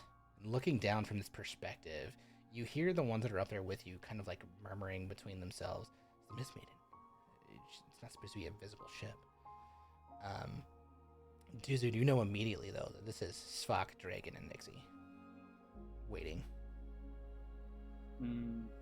Are we passing directly over them when we leave? Or? Right over top, yeah. Okay. Could I scribble something down on a piece of parchment and roll a sleight of hand to drop it off the side of the ship? Absolutely, you can. Okay. What are you aiming for? Like their ship? I'll probably wrap it around something like a Rock? Something heavy? yes, a rock or something heavy. Um, yeah, I'm Hey, aiming how for far their ship. So you're like 100 feet above them. It's a very high DC to be able to hit the ship. Okay. We'll make this a DC 17, but absolutely Sleight of allowed. hand. Sleight of hand, yeah. Aw. Yeah, you drop it and you just hear Darn. far off in the distance this tiny little whoop that falls in the water. I'll roll to see if they notice it. Nope. Oh well. Oh well. Yeah, you're high enough though that like you can't really see them other than like small little ants marching on the ship. Red and black and to the weak. They all do it the same. And those are Dave Matthews quotes, lyrics if you aren't aware. Nice. That's a deep cut for me. God. I'm sorry. Are we gonna run into someone named Dave Matthews in this I campaign? feel like we will. I feel like we will. feel at like this we will. Or point. like this is Matthew like the Davis. third time this has happened. Like, or yeah, Matthew Daves. Davis Mateo. I don't know. We'll come up with something stupid for sure. David Mateo. He's a bard. Mateo and, Davies. And when he speaks, he's always just like, "Hey guys, what's going on over there?" He's the battle of the bands, Big Boss. He wakes up in Someone's the foe? morning. A nemesis? There you go. Your original nemesis was supposed to be the Loot Goblin. That's true. That's true. Except that there was not a place for that to happen. Maeve Matthews. There you go. It's a Oh, female. the lady. Yeah, it's a lady. Her name's Maeve Matthews. Absolutely, that's canon. I don't want to meet them. Anyway, yeah, they does it with your perception because you're watching. You're like trying to keep an eye out. You notice as the ship sails over that at first they don't seem to move from the blockade kind of position they're in, but as you walk around to the back of the ship and you head up the aft castle and look over, you do notice that they start to make headway and turn their ships to follow. They're moving much slower than you, but they're headed towards you, trying to follow best they can. Okay. That's cool. That's cool. That's cool. That's cool. I'll just keep a mental note what direction they're in from when we left, basically. But that's about it. Yeah, I mean, best you can tell because you guys start heading south almost immediately once you get over the water. They're doing the same, but it's only a few minutes before you guys are out of sight.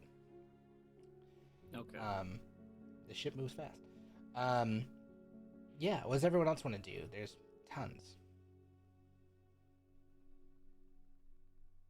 I need to have a meeting, but I think I need Toast to actually be here for it. So I'm gonna put that off. And then I have to get a long rest and I am really exhausted. But what do you want to do before we go lay down? I would like to go listen to these goblins one more time. I think they were delightful. Let's go drink and get some snacks and dance. That sounds great. Yeah, there is this large galley and mess area on the ship. Plenty of space to sit and eat and drink and socialize, and it seems to be where the loot goblins are posted up. And in one corner of the room, they have this small, shoddy makeshift, clearly constructed out of whatever garbage they can find. Broken pieces of wood, hunks of sheet metal, and there's a hand-painted sign with the band's name scrawled across it, but it's spelled very wrong. You hear Toblin like berating Roblin and like for being out of tune, which just makes her like she just gets like a little peeved at it. So you like see her detuning a little bit more as she's setting up, and so as she's like practicing, you can hear how much worse it is, and it's like very intentional. You That's also my tempo. You also see, as the ship's like setting its course, all the stewards and crew and some that you haven't really recognized yet, but Timothy, you probably recognize or pick up to be the ones they call the wardens. kind of going about their duty, and there's a distinct difference between those that like pilot and crew the ship and the stewards and wardens who seem to be focused on like gearing, planning, and practicing for a fight. And in the mess, you see like those up top and even down below, like a few rangers and hunter folk who are like waxing bowstrings and inspecting gear and refletching arrows, and other folks who are like practicing like light magical effects. You see one who like creates this thorny whip made out of vines and cracking it at a poster on the wall and seems to be practicing their aim. And you see two who are sitting at a table that seem to be like making a game out of like some kind of fire magic and like trying to light it a flame across candles. So there's like a candlestick in front of each of them, and then like three more across the table, and one tries to jump to the next flame, the other one tries to put it out using just magic. And you see like as one starts moving the flame closer towards the other one before it can get to the other candle, the other one snuffs it out. You see another guy with a big mug of beer, and it's just like sitting on the desk in front of them, or the table in front of them. And they cast a spell that you've seen before, like swirling the liquid and like lifting it out of the mug, creating this like floating sphere almost of liquid, and then letting it splash back in the mug without allowing it to spill. Seems to be like they're practicing control, but then the band starts up and rolling up another performance for them. It's okay. Well, if they play, I have to play. Do I know the song? Roll for me a history check. Some of the stuff that they're playing is like seems to be their own. I'm a very proficient bard. Okay, I that's think their own music. Actually, yeah. Don't roll me history. Are you kidding me? What was it? Okay. Apollos. Fine. Yeah. Ooh. Another nat 20. This is the time to do it, not in a fight. God damn it. Okay, I know it. I'm gonna play the song. You do know it. A combination of knowing it and knowing what I'll say is like your proficiency in music and like music theory. If there are songs that you don't know, you pick up perfectly well because you understand how chord structure and like song structure works. So I'm like, such a proficient bard. Yeah. Indeed. Yeah, absolutely. I took music theory at Bard College. At the obviously. Elysian College, yeah. Yes. The Elysian Perfect. Academy. Yeah, it's great. I'm a little tipsy though, so my performance isn't as great as it was before. Yeah, but like you pick up songs you don't know, and what I'll say is like because you pick them up so like readily, they're things that you can add to your own repertoire. These nice, goblin cool. songs. I learned new musics from listening to the goblins. Goblin folk, yeah. Cool. All right. While Selwyn's playing, she's thinking to herself, God, our group really needs a fucking name. Good people's not good enough. Saz? Good Saz? No, it's not good enough. The fine folk. The fine folk. Fine folks on both sides. I'm sorry, I can't hear those words. Oh god. I can't hear those words. Oh god, you made a horrible mistake. Why would you say that? So back to RP. Yeah, the loot goblins are loot goblining, and it's a good performance, and someone picks up, and it's pretty well situated. You see after a few minutes Ignara kind of like walk by, and this is the first time you've kind of like seen her up close. So let me show you a picture of this sick, amazing character I created. Sick. She literally has fire for hair, and her skin is like this really dark gray, blue, black kind of. It's like it's like Raki. She is in hybrid earth and fire Ganassi, or Genasi, however you want to say it. She kind taking of like, redhead to a whole new level. Yeah, exactly. and so you see kind of like her stroll by. She has a quick little side conversation with one of the stewards and like hands them something. Make a perception check if you want to. Yes. DC's only 10.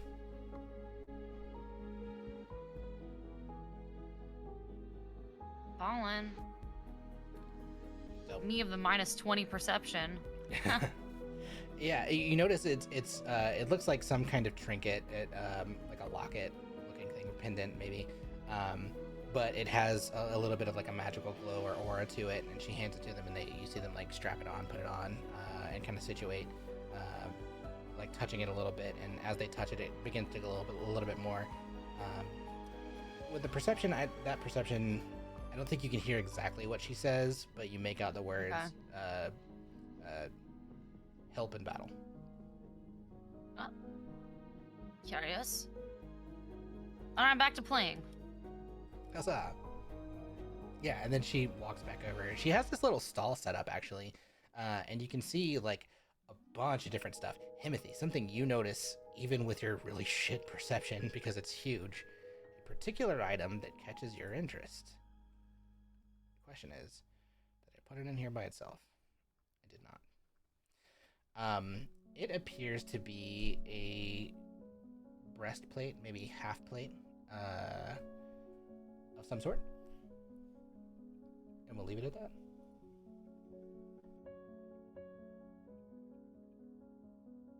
Noted, and I'm gonna keep in mind that for later. Cool. Something about it particularly that's interesting. It has a tree symbol like the one on your shield. Whoa. And it's black and bronze. Matching set. It's a cursed item. I'm kidding. It's not. Oh, God. No, it's not. Anybody else got anything they want to do? I'll have Leon first. He's gonna find just somewhere like a quiet little corner, do a little prayer to Tetris. Maybe if there's someone else praying, he might like pray with them. If there's like a little prayer circle going on or something. It's a Bible study. Yeah. Hmm. Yeah. You do find if you're kind of like just navigating the ship, walking around the ship, you do notice a group of people who are they're like deep in theological conversation. There's a guy who's pretty natural looking, like he's got like really mussy hair and all these like natural earth tones and stuff. And then you do see a couple elves, and they're like huddled in the corner of the training area. Like they've kind of like secluded themselves over into this one corner, and as you are kind of like passing by, like looking, you hear that's not what Tetris would want. At that, Leon kind of turns and he'll guide himself over to their discussion and he'll listen in. What's going on here? Well, the one who's you can actually give me for kicks. Let's do this as a perception check just to see like how much attention you're paying to their faces. Perception. Mm-hmm. There you go. Yeah. We're gonna use that first one as an 8. I mean, you don't notice particularly anything about them. You do you notice one of them who seems to be a little more heated than the others, but like you don't notice anything of note other than like the conversation seems to be heated. When you walk over, is your holy symbol on display? Yes. Great. The one who's kind of a little bit more heated looks to you, and actually I'm going to do this as a roll. Yeah, looks to you and says, "You are you a cleric? You've studied the text." I am a cleric. Yes. Great. Maybe you can settle this debate. We're having a bit of a shall we call it disagreement on the nature of our mission. What we've been told is we understand there is this great beast, horned beast that literally is the embodiment of everything against Tetris. I believe absolutely the only thing to do is destroy it and anything it has interacted with. That includes people, that includes locations, that includes anything that could have been corrupted. That's the only way to get rid of corruption. They, on the other hand, think that if we take care of the beast, then perhaps that's all that needs to be done. Where do you stand? Well, that's and Leon will he'll kind of stand a little bit straighter. He will here, one sec. Yeah, he's just gonna like stand up a little straighter, not like too much overbearing, but like still kind of confident, and he'll say, My son, Tetris does not typically work in absolutes, in blacks and whites. It's normally much more of a shades of gray. And just because something has been touched by evil, just because something has been in the vicinity of it, just because it's just been in the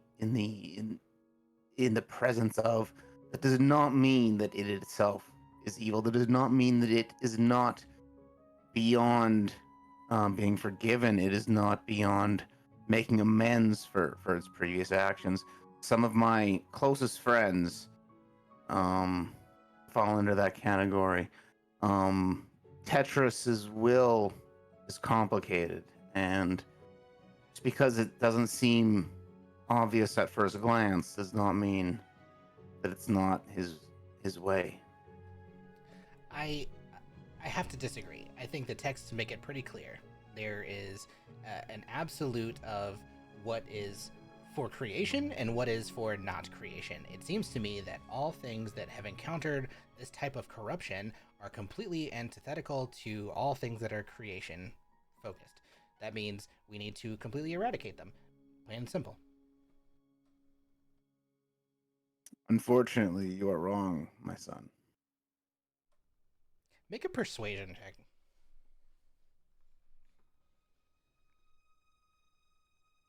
It's not gonna matter. Oh, it did matter. Even with my natural 20. 28 still 27 still beats it. Trash. This is the one time I've rolled really good and it didn't matter. It didn't matter. This guy Be doesn't my have +8 persuasion. Yeah, this guy doesn't have stats that are high enough for it to matter.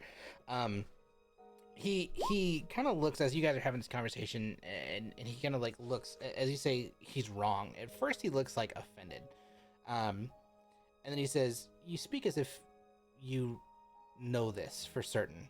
You're not speaking from the text. You're speaking from experience. You said you have friends. Who? What do you mean by that?"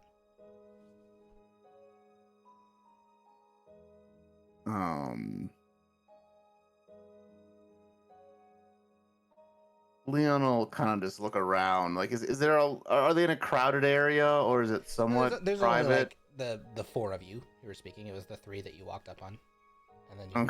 Okay.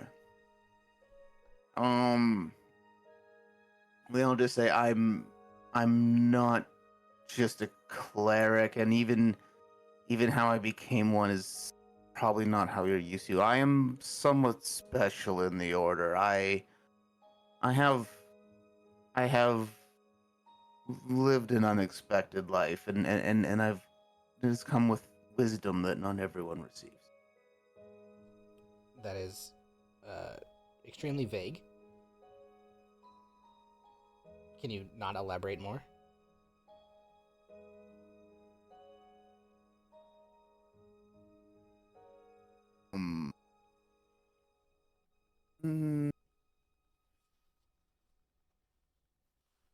Has Leon got a sense while he's been on board the ship here, like, cause I know like Faylene would often like warn him about like being different or anything like that. Like, Yeah. has he got the sense that like it would be dangerous for him to like reveal, like You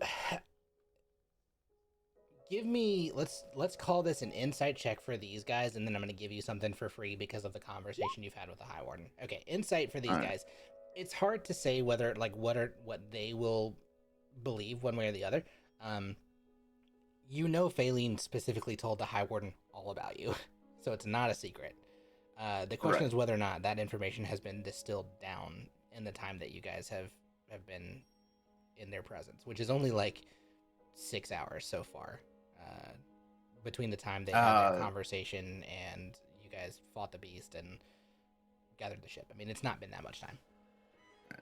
Leon just say, unfortunately, this isn't the time or the place, and I don't have enough time to share with you the whole story. But just be aware that Tetris is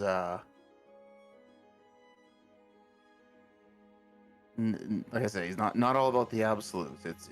People can redeem themselves. It's not a teaching that I have learned. So someone's ears are burning somewhere. Literally, she's on fire. Yeah. Her hair is peaked up like Ignara's. Oh God. No, this guy he says you kind of get a distinct understanding of like maybe the theology that's taught to some of these folks. The two that he's arguing with are like nodding along with what you're saying, and they're like, yeah, absolutely, that's correct. Nothing is black and white. There are those who are redeemable, those who can be saved. But this guy is like, nope, if they're evil, and there's no other way out. But as you're talking to him, he's like, I think I just have to have more that I need to go learn. I think I need to go back to the texts. Perhaps there's more than what I've understood so far, but those are not the teachings of my parents, especially my father. Is there a specific passage that Leon could cite to him to explain, his point of view? Give me a religion check. DC is 15. Yeah. There we go. Fuck yeah. Yeah. There's a text that you read on Tetroas from Father Samwin, who it was an interesting time while you were there because there was like an abundance of texts, more than probably have been distilled in like what the equivalent of a Bible would be. Like there are like actual historical writings from like early religion, and there's the more like accepted common themes. And so you reference this one book that's just called the I don't know, Light of Kyrios Past. I don't know. sounds like the ghost from a Dickens novel. And you reference this one chapter that talks about the origination of how Tetris worked on Kyrios compared to what you believe the true Kyrians understand, which is this, again, absolutes are a belief that are passed along for the sake of power, rather than what this specific teaching talks about, which is more that like the way Tetris works isn't necessarily mysterious or vague, it's intentional. And every time there is this divine intervention, it is for the purpose of moving, for lack of a better term, moving the needle forward for design, creationist design, which now you have a particular understanding of with this concept of like why the first convergence was allowed to happen. It was part of the original plan of design to create this combined, not necessarily peace-driven, but at least peoples-driven society. Just pulled all that on my ass. Nicely done. Very well done. Sorry for putting you on the spot. No, that's great. And so Leon's gonna be like, hey, like go check out this passage of, I think it'll explain it really well.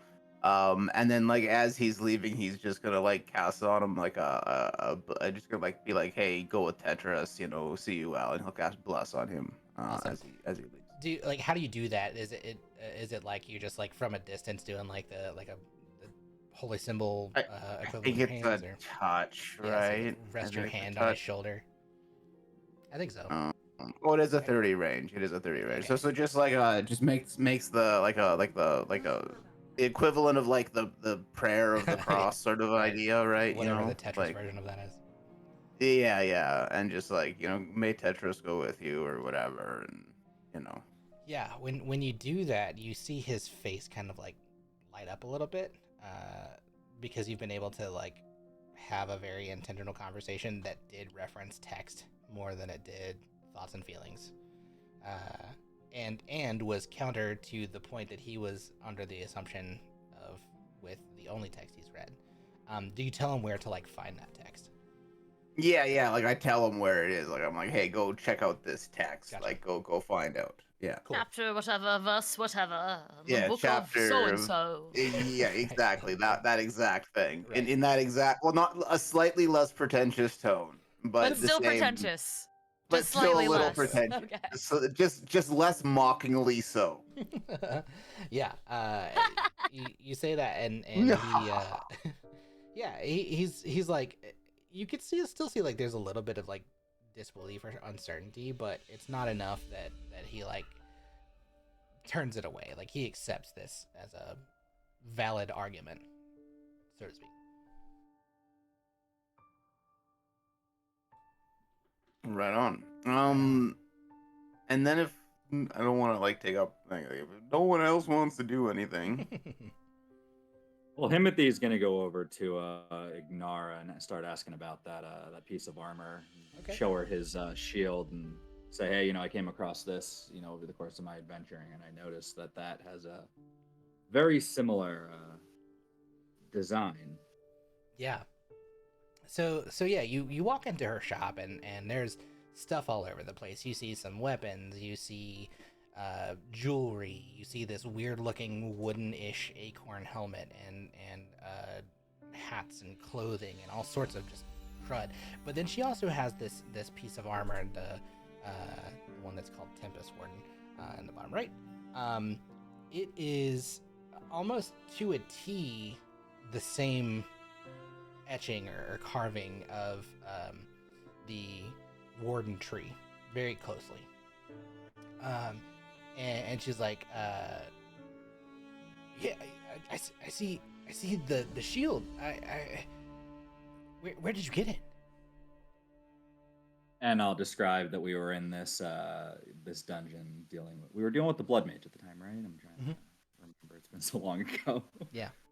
Yeah, it was like And, almost that a year ago. kind of God. explaining how like this part was kind of out of time and whether there was something like weird going on with the timeline, as best as Himothy can explain it, because he's not the brightest. Conveniently, she's extremely smart, and that's 17. She understands completely. She says, you mentioned something about time. That's strange. That's not something that this armor had originally, but it's something that I've spent some time working on. And she goes, would you like to see it?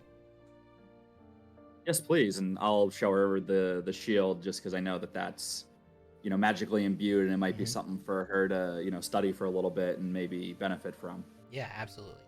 So she like grunts and picks it up and brings it over. It's a pretty hefty piece. I mean, it's half plate armor, right? So it's the entire upper. And she goes, this was recovered from a fallen warrior, long deceased by the time we found it. It was in this same cavern that we found a couple other pieces, but a bit further back in the caverns, albeit. Speculation is that it was worn by a hero. And just kind of like, despite its age, that it's in like pretty good condition that you can tell. And she says, when we got it, there were only some rust spots that needed a little bit of mending, but you usually expect something like this to have been deteriorated. We estimate it's at least a few hundred years old, and especially if it was on, unfortunately, this warrior's body still when we recovered it. It's not something that like the elements would have just left, but not this. It's so we say it has a certain arcane resilience. So I've been studying it, trying to learn all about it. What does your shield do? I'm enthralled. Tell me. And I'll kind of explain how it gives off this kind of aura that makes me feel like a little bit more protected and a little bit more just able to defend the people that I'm with, as well as just being able to, if I wanted to, be able to try and take hits and use it to protect the other members of my party. Interesting. So it's all about protection. It's I mean, what is a shield? But for the sake of protection, but not just you, but others. That's curious. That's kind of what we've determined this armor is aligned with. Maybe that's not the right term, but it's I'll say it helps the wearer in battle.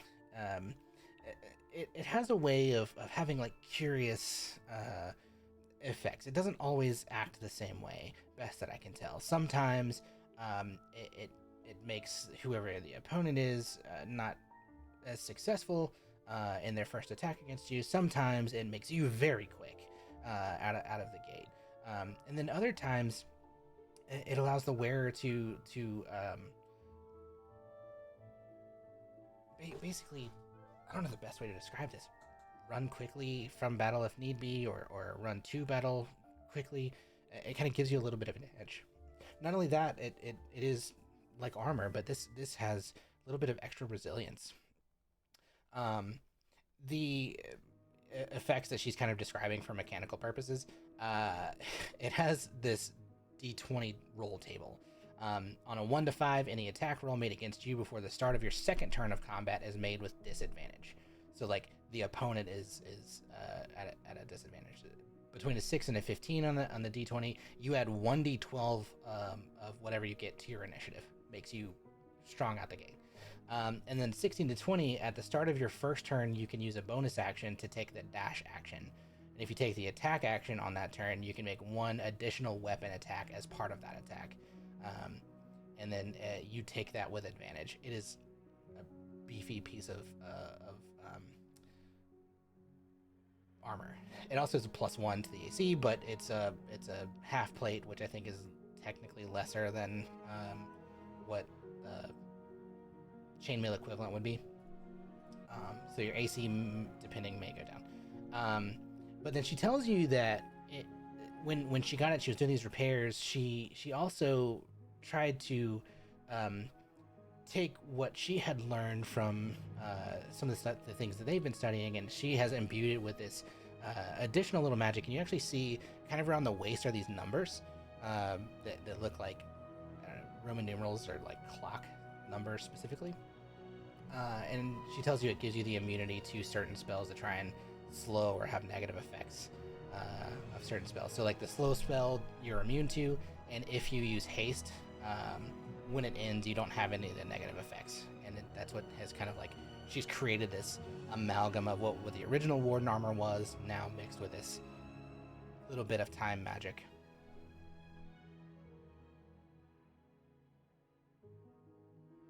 Very cool. Yeah, I'll be honest though, I haven't, none of our stewards or wardens here can wear it. It seems like it's it's not made for our type of use, I guess. We've used it to test it. It requires you spend some time to learn with it, aka attunement. And all of its wearers all seem to have the same issue where some of the effects work, but we know that the full capacity should be present in the wearer. So the fact that you have a shield, I'd be interested to see if you could wear it. Do you think you would try it on? Yeah, sure. I'll give it a try. Great. Timothy will. Mhm. Yeah, I guess Timothy will just wait for her to like hand it over. If she's like pointing out like, oh, it's kind of heavy, like he'll go over and like pick it up and start like trying it on. Yeah, when you pick it up, it's really not that heavy. Not compared to the armor that you're wearing, right? This chainmail is very heavy. You're also pretty strong. So when you pick it up, by comparison, it's a little bit light. So it's like specifically designed and like she helps you don it, right? It takes a few minutes to actually put on all of the different pieces, and she helps you put it on. And she goes, I don't know that you'll really necessarily get all of the effects out of the gate. You might have to spend an hour or so with it to like really understand, but at least like how does it feel? Can you move around and is it comfortable? Yeah, Timothy will like flex a little bit, like stretch around, like try and like walk around and be like, yeah, this feels really, really good. This feels a lot better than what I was wearing before. Yeah, you look like you're moving pretty quickly by comparison.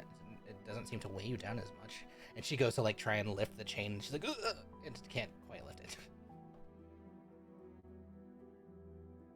Well, I mean, if you want to spend some time, like I said, it takes about an hour. Perhaps you can just wear it for a little while and then come back and tell me what you're experiencing. I'm intrigued.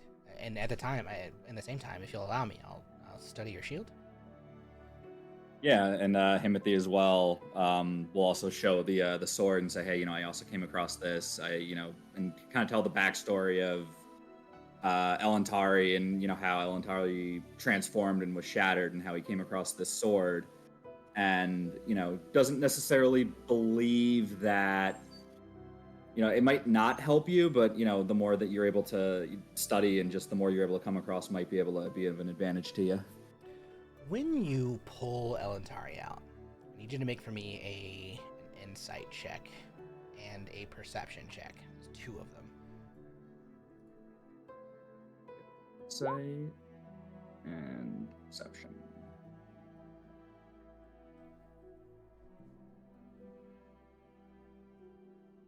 Okay. Perception, nothing. Actually, I didn't say this. You get this advantage. There's a specific reason for it, and I should have mentioned that before. So go ahead and roll me another one, and you'll understand in a second. Another which? Perception. Sorry, I should have mentioned that in my notes. Roll low again. Oh, good, dang it. Okay.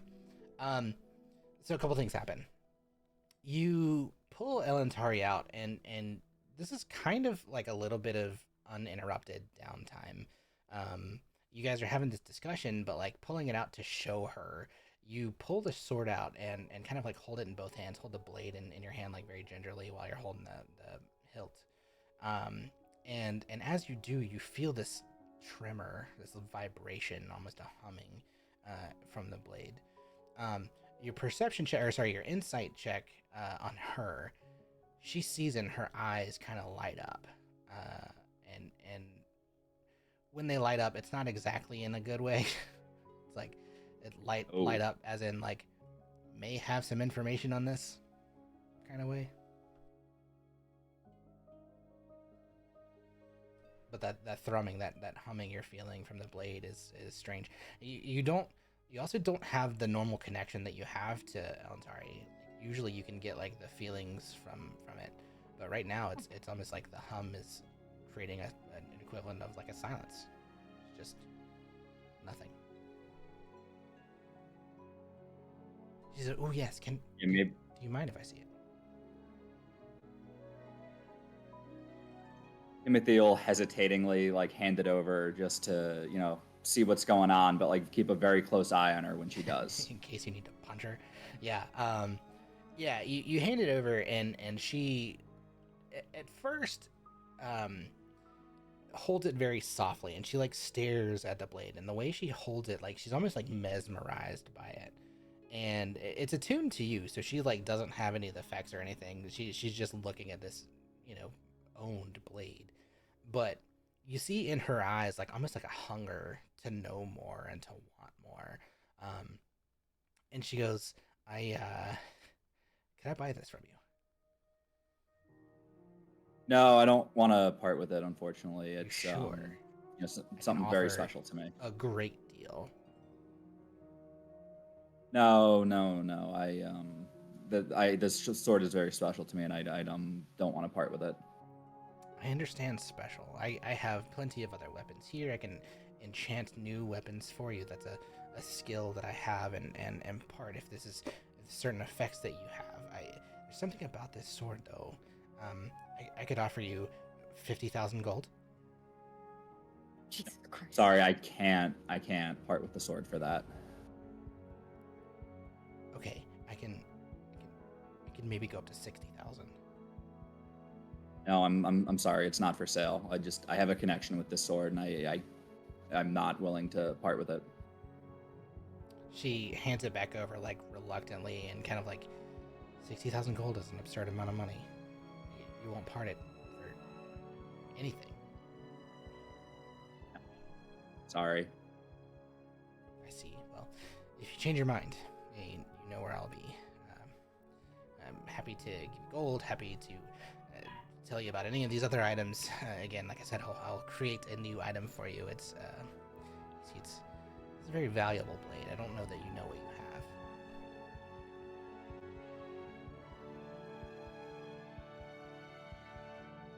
I think with that, Timothy will take the sword back, sheath it, and say, "Yeah, I'll keep you in mind, if I ever do decide to sell it. But right now, I don't think is the time. In the meantime, I can take a look at that armor, see how it feels, and just get used to wearing it." I understand. Yes. Well, if you'll leave your shield with me for an hour, we'll trade for a moment. I'll learn what I can. I'm very interested in learning about these magical effects, things that I might be able to replicate. So if there's something that I can take from this, learn how to use, and possibly imbue in other items, that's my goal. But thank you for allowing me to see it. And like her mood kind of changes when she's not holding the sword, back to like this happy kind of bubbly personality.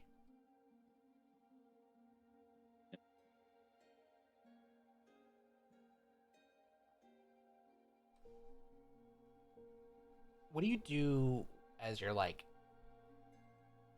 testing the armor? You just kind of like go sit with it and like what does that look like for you? I think I have Elantari out, and I think I'm just trying to get used to moving, with the sword while I'm wearing this armor, and just see like how I'm able to move around with it and get used to like fighting with it. Okay. Do you go down to like? I don't know the if I'm training necessarily area? fighting against. Yeah, probably I go swinging by the other wardens and just talk with them and Cool. spar with them and just try and get an understanding of what exactly the wardens are, because I know Himothy doesn't know too much about that. Yeah. So there are a couple folks down on like the other side of the training area who are using swords. They are not what you would consider paladin, right? There's nothing about them that indicates like holy intent, but they are very skilled with weapons. Some of them, there's only like 4 of them down there who are like practicing. Some of them are sparring with each other, or 2 of them are sparring with each other, and the other ones are kind of just like hitting some of the dummies. Practicing, it seems like they're practicing with blades that they're maybe unfamiliar with, just trying to get like more versatile. You see one of them like pick up a sword that like they're very comfortable with and make these like very swift slashing strikes against the dummy, and then they pick up like a curved blade dagger. Think the dagger that Aragorn has in Lord of the Rings, and trying to maneuver with it, and it's not quite as swift, not quite as skillful, and so he's just kind of practicing. And everyone knows that reference, Bridget, except for you. I think of it the dragon, but I think that might be Aragon. Aragon? Yeah, from The book. yeah. A terrible movie, terrible book. I didn't read the book. I didn't see the movie. Goodbye. It was trash. I was Aragorn. tricked into watching the movie because I thought Jeremy Irons is in this. He's a Shakespearean trained actor. It can't possibly be bad. Maybe it'll be better than the book. The That's my flame favorite blade was movie. cool. I was let down so hard. I was like, Jeremy Irons, there's like a slew of movies where he just kept like taking these like really bad wannabe blockbuster movies, and I kept watching them because Jeremy Irons was in Because them, Jeremy thinking that Irons. he was a good actor, and I was let down He had a lot of- repeatedly. to make Okay? money too. He had a lot understand of. he needs to make money, but he was used like he was giving credibility, okay, and like credence to inferior scripts, and like even Jeremy Irons couldn't elevate the shit script that was Aragon. Sorry, this Would is my you- soapbox. Would you say he had a lot of irons in the fire? Hey, Did you really journey Oh, into? God, that's a good pun. That's a good pun. Oh God. Yes, I would say he had a lot of irons in the fire. the douche. Sorry, you said Aragon and it triggered me. I have a soapbox that I get on about that movie. I just can't. It's not a I good movie. noticed. So yeah, you are spending some time with the wardens. Most of them are like very focused on the like training that they're doing, but one of them does kind of stop as you walk up, and he notices you. They're wearing their armor, and he goes, I've seen that armor. That's Ignara's. Did you buy it from her? She gave it to me to test out for a bit and see if it fits any better than what I was previously wearing. I see. I have also tested this. I had troubles with it. I wasn't able to. It wasn't necessarily a maneuverability issue. It was like I could move fine. I couldn't quite. Have you ever experienced with magic items? And this is a strange I don't know that anyone's really ever experienced this. Sometimes it just seems like they don't connect with you. And that's kind of how I felt. Disconnected. Almost like it rejected me. Yeah, I get that, and I'll just explain like, yeah, I feel like this connection with my sword without going into like a further detail about what exactly the sword is this time. Magic sword, yeah, same way, and he holds up his blade, and it's just a rapier, but you can tell it's magically imbued just kind of at like first glance because it's got like this tiny glisten to it that wouldn't be on like normal steel. He goes, yes, I understand completely. I feel completely in tune with this blade, and he like takes a couple swift strikes, and you see him like pierce the dummy very swiftly, and he's like, I can be very swift with this, but I don't know, it's strange. I've never felt that with another magic item, another anything quite like this. It seems like most other things that I've tried, well, maybe that's not entirely true. Sometimes I can't connect with items, but the ones that I can connect with, it seems to be, I don't know, just a perfect connection, but not with that. It's strange. The story's weird for how they found it, but I don't think that has anything to do with it.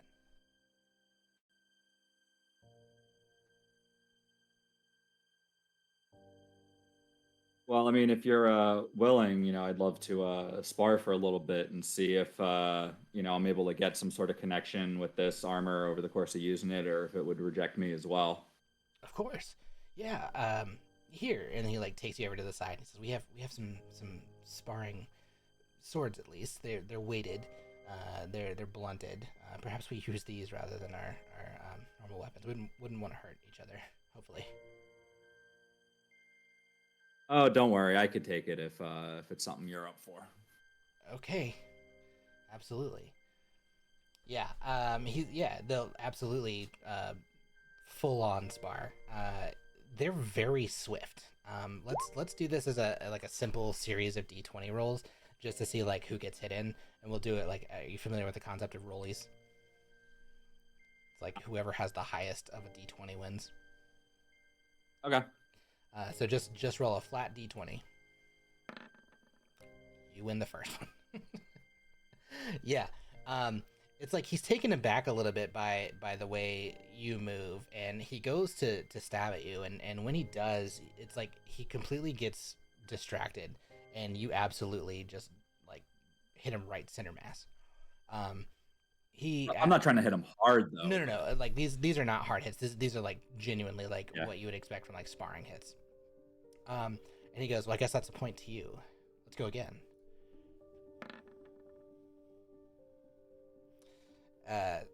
Similarly, like this time he's like not taken off guard, and you go to swing, and with this very cunning rapier, he like swerves right around your blade and like dodges and catches you center mass. He goes, "That's a point for me. Want to go again?" Gotta go at least best 2 out of 3. Gotta break this tie. Okay. Would you like to wager something?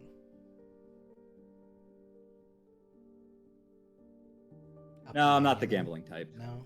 Okay. Well, Typical paladin behavior. perhaps. I would have offered gold. However, let's just go again. And then he makes himself ready. Ugh. I'm guessing I don't get the best hit, but I guess his footing is off or something, yeah, and I'm just able to. not good enough. Yeah. He goes in and like just maybe distracted by the fact that you didn't want to participate in his game, and yeah, you get a good enough strike on him that he's kind of taken aback, and he goes, 2 out of 3 is not enough. 3 out of 5. Let's go again. This will go on forever. You beat him again. So yeah, it's like Out of 5. as this is happening, I mean, a few minutes are passing in these rounds. Like we're not taking this just like 6 second by 6 second by 6 second because there's some conversation between. So a few minutes pass, and as you're like kind of crap talking each other, and he goes in for this final swing. It's a good swing, and he like grazes your arm, but you can again hit him center mass, and that's 3 to you for his one. Because yeah, you've got something special. That's I don't know. Seems, at least from what I can tell, maybe that swiftness that this armor is supposed to do works for you. How are you feeling? Feels really good. It feels definitely a lot more comfortable, and I think I'm definitely able to be a little bit adept with my movement there. So yeah, I think this might be treating me pretty well. Yeah, it seems like it. I'll be honest, I'm a little jealous. It's such a beautiful piece of equipment. I don't know. I have done what I can to make the Enclave proud, and I've done what I can to make my parents proud. Sometimes though, you just get put in situations where you can't win, and I think that was the case with this armor. And then he kind of like bows and he goes, "Seems like I was in that case with you as well." Thank you for sparring though. And Himothy's gonna do one of those like handshakes. It's like, oh, you were a worthy opponent too. Like, you know, if we want to train, we can definitely do that over the course of the time that I'm gonna be here. Of course, yeah, I would love to, especially if you have even more time with the armor. I'd be interested to see just how much it works. This is just first glance. No telling what it could end up being. Is there anything in particular you want to talk to him about with like the title of Warden with him? Yeah, just like get more general information, because I guess Himothy doesn't have much of an understanding other than what he's heard, you know. Yeah. Multiple, like, not even like great sources, just like overheard from other people. The title Warden with the Enclave. Yeah.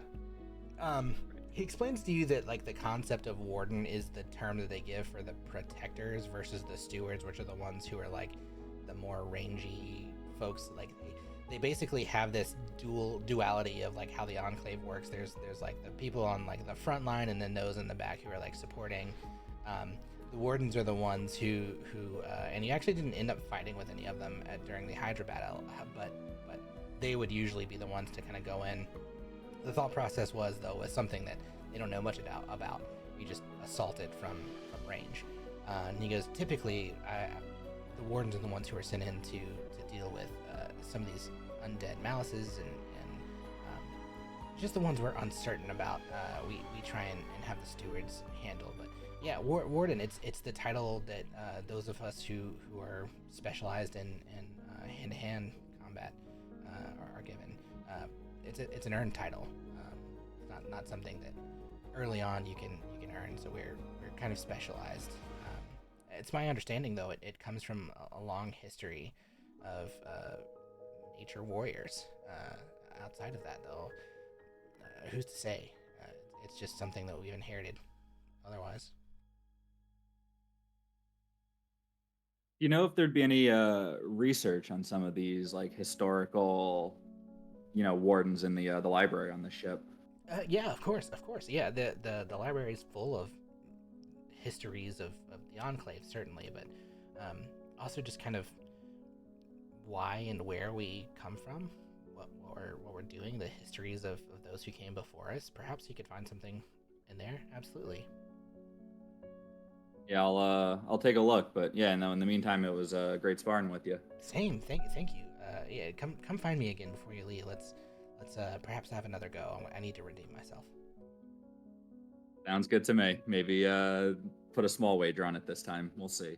I would love that. And then, yeah, he kind of like goes back. He puts down the training sword. He picks back up his sword and with a quick flick, kind of flourish, gives you a little bow, and then goes back to hit that dummy.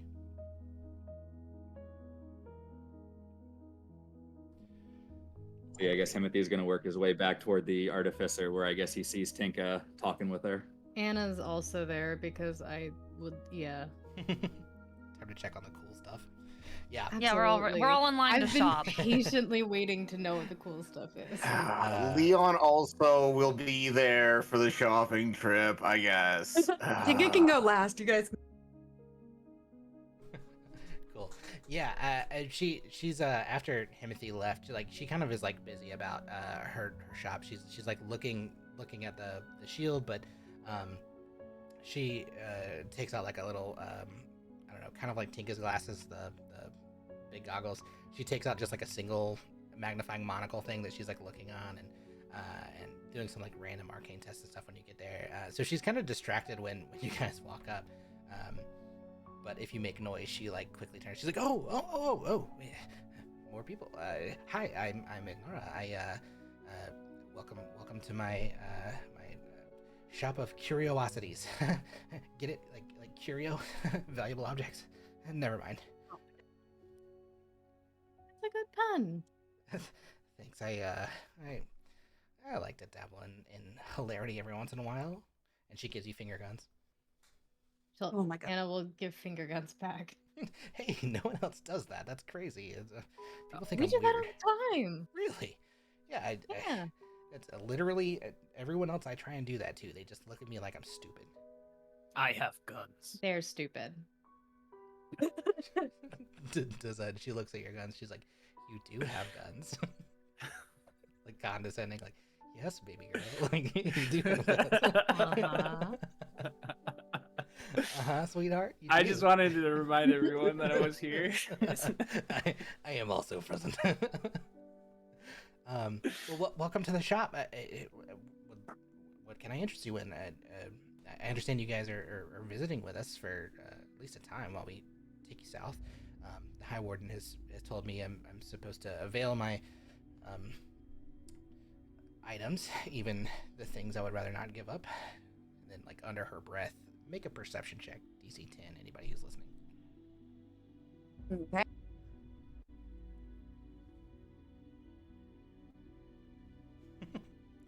Tinka, you're Good the only job, one who hears Tinka. this, and it's perfectly fitting. He goes, "Stupid charlatan."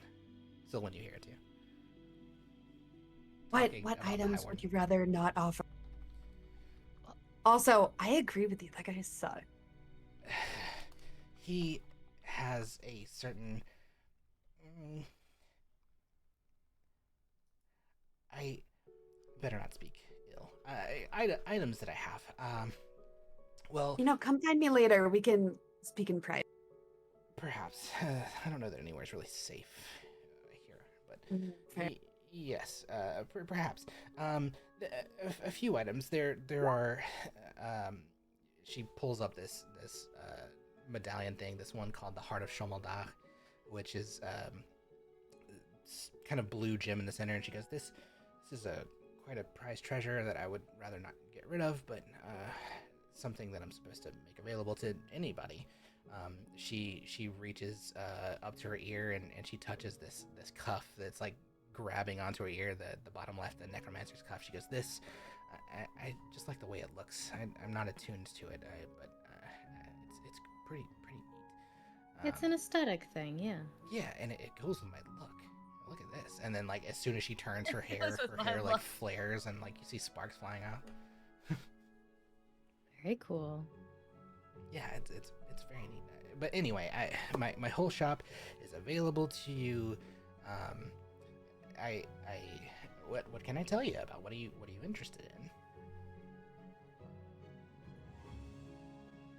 I mean, I'm curious about everything, but the thing that's drawing my eye the most is this crown of seasons and this crown over here. Ah, yes. The silver crown. This is the crown of season's embrace. Yeah, it's well, as you can see, it kind of looks like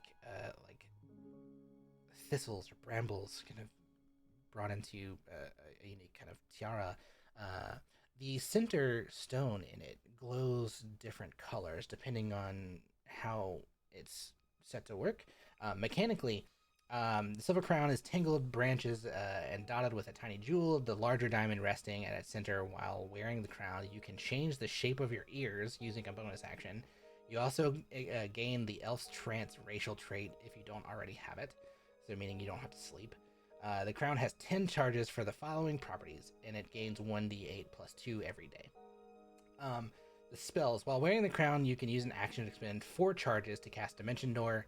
Alternatively, you can use a bonus action to expend 2 charges and cast Misty Step.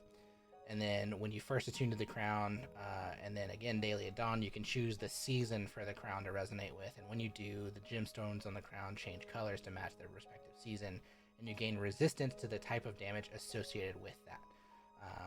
Those would be like winter is a blue gem and you're resistant to cold, or spring is green and it's radiant, summer is gold and fire, and autumn is orange and necrotic. You can also use a bonus action to expend one of the crown's charges that immediately charge or change the associated season. So like you don't have to wait till the next day; you can just change it with a charge. That's kind of its mechanical gist. Very cool. She also tells you it requires attunement by an elf, half-elf, or fae. Only we knew any of those. Any of them, most of them. We're all human. As a party of humans, says so the Tinker the short one. Mhm. Would you like Anna's to try it? horns full. Sure. I am curious about the other stuff that you have as well. Yeah, But that is I am very interested in that. I am also curious, does her shop sell non-magical things as well? oh, definitely. Or just magical? Yeah, I mean, she Okay. she has a lot of magical stuff. That's like the items that I came up with and stole. By the way, quick plug to a couple people because I jacked some of this stuff from people. I want to make sure I give due recognition here. The thanks to Atric in Jilly's chat for the flower of Erevan Elisir, who came up with this magic item. And then also Ardio World, aka D&D Homebrew on Instagram, and then Griffin Saddlebag on Instagram. These are all pretty much homebrew items that I loved and recreated and kind of tweaked for our setting. So thank you guys if anyone's listening. Do I have any finished I mean, whenever there's been downtime on the ship, Anna's just been like working on outfits. Does Yeah. she have any that are done and that she could possibly sell to this lady? Sure. Yeah, absolutely. I'd say like you have probably with the amount of downtime, you had, like 2 completed whatever. Like if you wanted to be dresses or whatever, you get like Okay, yeah. choice of thing. Sure. I'm gonna say probably like one like noblewoman's quality dress and one really nice like nobleman's coat. Okay. Yeah. Yeah, you kind of like take them out and showcase. And she goes, these are beautiful. Where did you get Thank them? you. I made them myself. You made them. That's amazing. This is wonderful craftsmanship. I Thank see you. fellow craftsman. Are you? Do you want to trade for them? Are you just trying to offload them? What are your thoughts? Well, I'm trying to start getting some stuff circulating, and you feel like a good starting place. I feel like I can connect with you. Yes. Anna's not going to point this out, but just for everything she makes, there's going to be a little tag inside with a sort of like a logo, Okay. logo, like A and a leaf or something like that. Okay. Just to start getting like her brand Yeah. out there. Okay. Love it. Yeah. I would love to be the first or a partaker in this. These are wonderful. So yeah, I figure either trade or you give me gold and then I'll probably spend that gold here. We'll see. That's fair. How much are you looking for? I know things of similar value that are maybe even more mass produced run between 70 and 80 gold per item. Because these are one of a kind and they are not like mass produced, I let's say, how about 90 gold per? Make for me a persuasion. Persuasion, okay. That is a 8 because I rolled a natural 2. Ugh. If only it was higher. No, she rolled an 11. She says 90. I don't know that I can do. I tell you what, I can do 90 on a trade. If you want gold, the best I can do is 80. Okay. What do you have here that would be worth 90 for trade? These boots, I could probably trade for 90.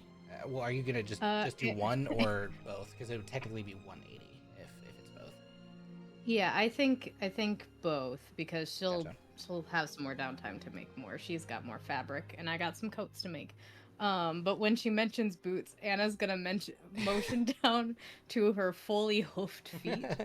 Yeah, as soon as she looks down, she goes, "Oh, oh, uh, how silly of me! I should have noticed. I'm not usually so." No, it's totally fine. They may fit one of my friends. What do the boots do? Yes, these boots, the Whisper Glide boots, they are, as you can see, quite finely crafted. This black leather and have this gold lining. Your walking speed becomes 35 unless it's already that. It also has two further things you can do. One's called Whisper Glide. As a bonus action, you can activate the boots, and for up to a minute, your footsteps leave no tracks and make no sound, regardless of surface you're moving on. You have advantage on stealth checks and anything that like relies on moving silently. Once it's used, it can only be done like once a day. Second one is called Sky Step. Anyone? Oh, sorry. Please continue. That's okay. As a bonus action, you can activate the boots to grant yourself a flying speed equal to your walking speed for up to 1 minute. You move as if walking on invisible platforms in the air, and when the effects end, you fall immediately to the ground, taking 1d4 damage for every 10 feet you're in the air. But otherwise, it's basically flying as if walking. Is there anyone in our party who feels like they desperately need that? No. Desperately need which one? The Whisper Glide The boots. Do you need to? The boots of I Scoots. sure want those boots. Well, Did why? you hear what they did? Nope. Okay. What are you How doing, much Jilly? How much do they cost? Well, right now we're talking about, it sounds like they're worth 90 or less. Because we're talking about trading for the stuff Anna's made. Yeah. So what does it do again, real quick? I just thought they looked really cool, and I've been coveting them. Your walking speed is 35 if it's not already that. For up to a minute, you basically get to move silently, and your footsteps make no tracks. And then the third thing it does is you get to walk as if on platforms. It's basically a flying speed for up to a minute. Wow. So this would be really helpful when I cast Invisible to get the fuck out, is what you're saying. Almost like I chose them for that very reason. Hey, I need these boots. I need these boots. I need these boots. Hey, guys, I need them. Look, they're perfect for me and my life and my You have 90 gold. fashion. I thought we have a bunch of golds. I have. Do you Well, have 90? so Yes, hold on. I personally do. You have 90. I personally have You should buy them. 139 gold. Perfect. Then you should buy them. I would like to make a bargain. Okay, what would you like to bargain for? I will sing you a song and you tell me how much it's worth. Don't need to sing me a song. They're worth $90. 90 gold. I'm gonna sing you a song that's worth a fair amount of money, and you were gonna discount them, and it's gonna be such a good song. Okay. I appreciate the song. That is not how this works. I can. part I'm with giving them you for a what the free material cost concert. is. That's worth money. It's worth a discount. I don't believe so. That's not something I can trade in. It needs to be something I can. If you want to bargain, it has to be something physical. Unfortunately, if you have something physical, perhaps. Oh, tough crowd. We What? do love music. We have the loot goblins, and she like gestures over, and let's see how good this song is. Pretty good, 17. Yeah, it's pretty solid. They've kind of like gotten their stuff back together. Because They're just I hanging helped in the them corner get of in the shop? tune. All of their instruments were off. They had no rhythm. I helped them. Someone just taking credit. Well, thank you for that. I'm sure everyone would be appreciative. Unfortunately, it doesn't quite go so far here.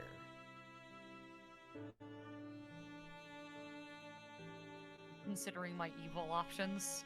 Uh-oh.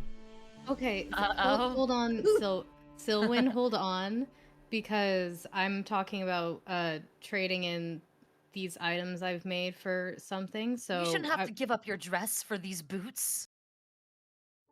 It's a lovely I dress. agree. Give her your gold. I mean, I'm giving up the dress, and it's just a determination as for what.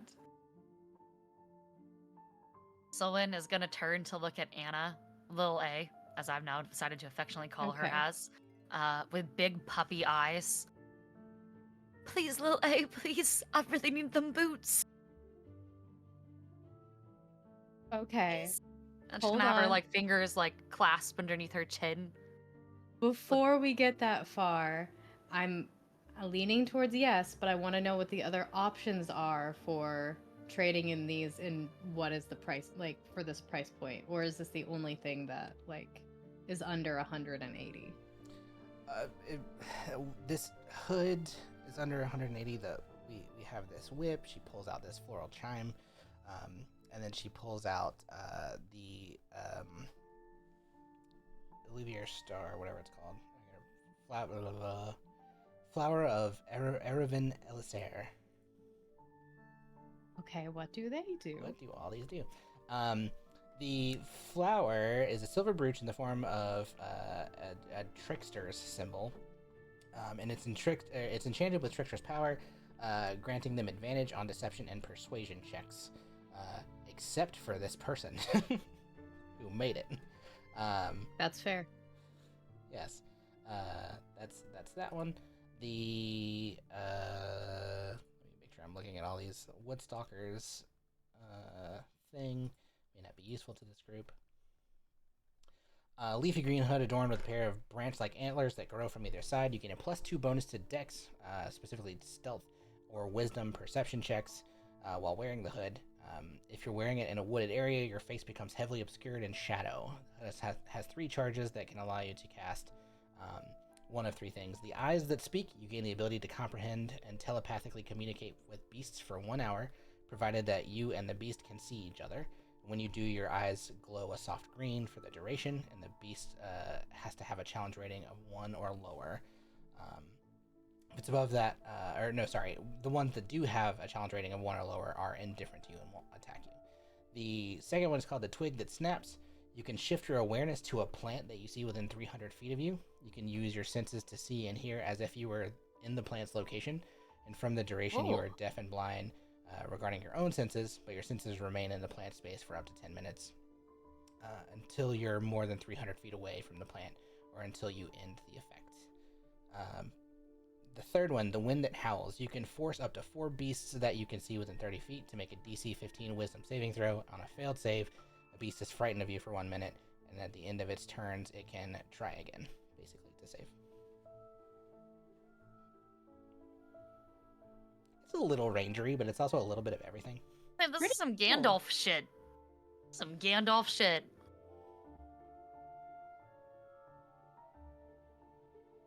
What was the third one? The whip. Whip it good. Tightly braided living vines have been rooted to the end of a branch to make it this magical whip. The whip adds 10 feet to your reach when you attack with it, instead of 5. If you're a druid or ranger, it instead adds 20 feet to your reach. If you're a druid and you're proficient with Vine Whip, it can be targeted by the Shillelagh spell. When you hit a large or smaller target with the whip, you choose to pull it up to 10 feet towards you, or 20 feet if you're a druid or ranger. Unless you're a druid, this property of this whip can't be used again until the next dawn. Proficiency with the whip allows you to add the proficiency bonus.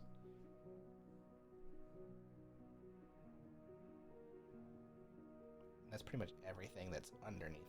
I think you 180. said the floral chime too, didn't you? Oh yes, that's right. Floral chime. A faint floral perfume wafts from the handbell that radiates powerfully from you when you ring it. While holding the bell, you can use an action to ring it and instantly make flowers blossom, seed pods open, and any leaf buds bloom when you're within 60 feet of you, provided the sound can reach them. Once the property of the bell has been used, it can't be used again for 1 hour. Any swarm of insects within earshots of the bell must immediately make a DC 13 Wisdom saving throw, become distracted by the smell of the flower, either from the bell's perfume or from anything that bloomed nearby. Regardless, a swarm that fails the saving throw is indifferent towards you and your companions for an hour or until it's threatened or harmed.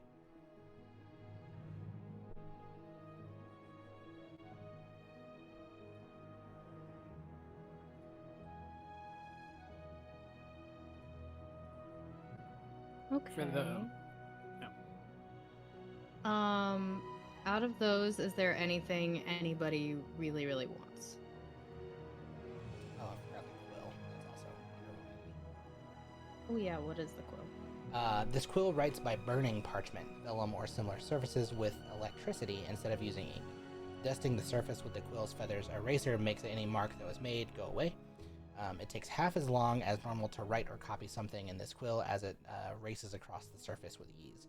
You can use the quill to copy into a spell book. When you do, the spell doesn't require special ink, having the gold you must normally use to do so. If you use the quill to copy a damage-dealing spell into the spellbook, you can choose to change the spell's damage type to either lightning or thunder, and you must make this choice when you copy it into the spellbook. Each time you copy a spell, you use the quill, roll a d8. On a 1, the quill loses its magic after copying the spell, but can still be used as a normal quill.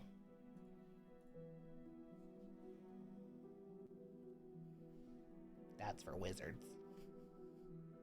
Well, I don't buy spells.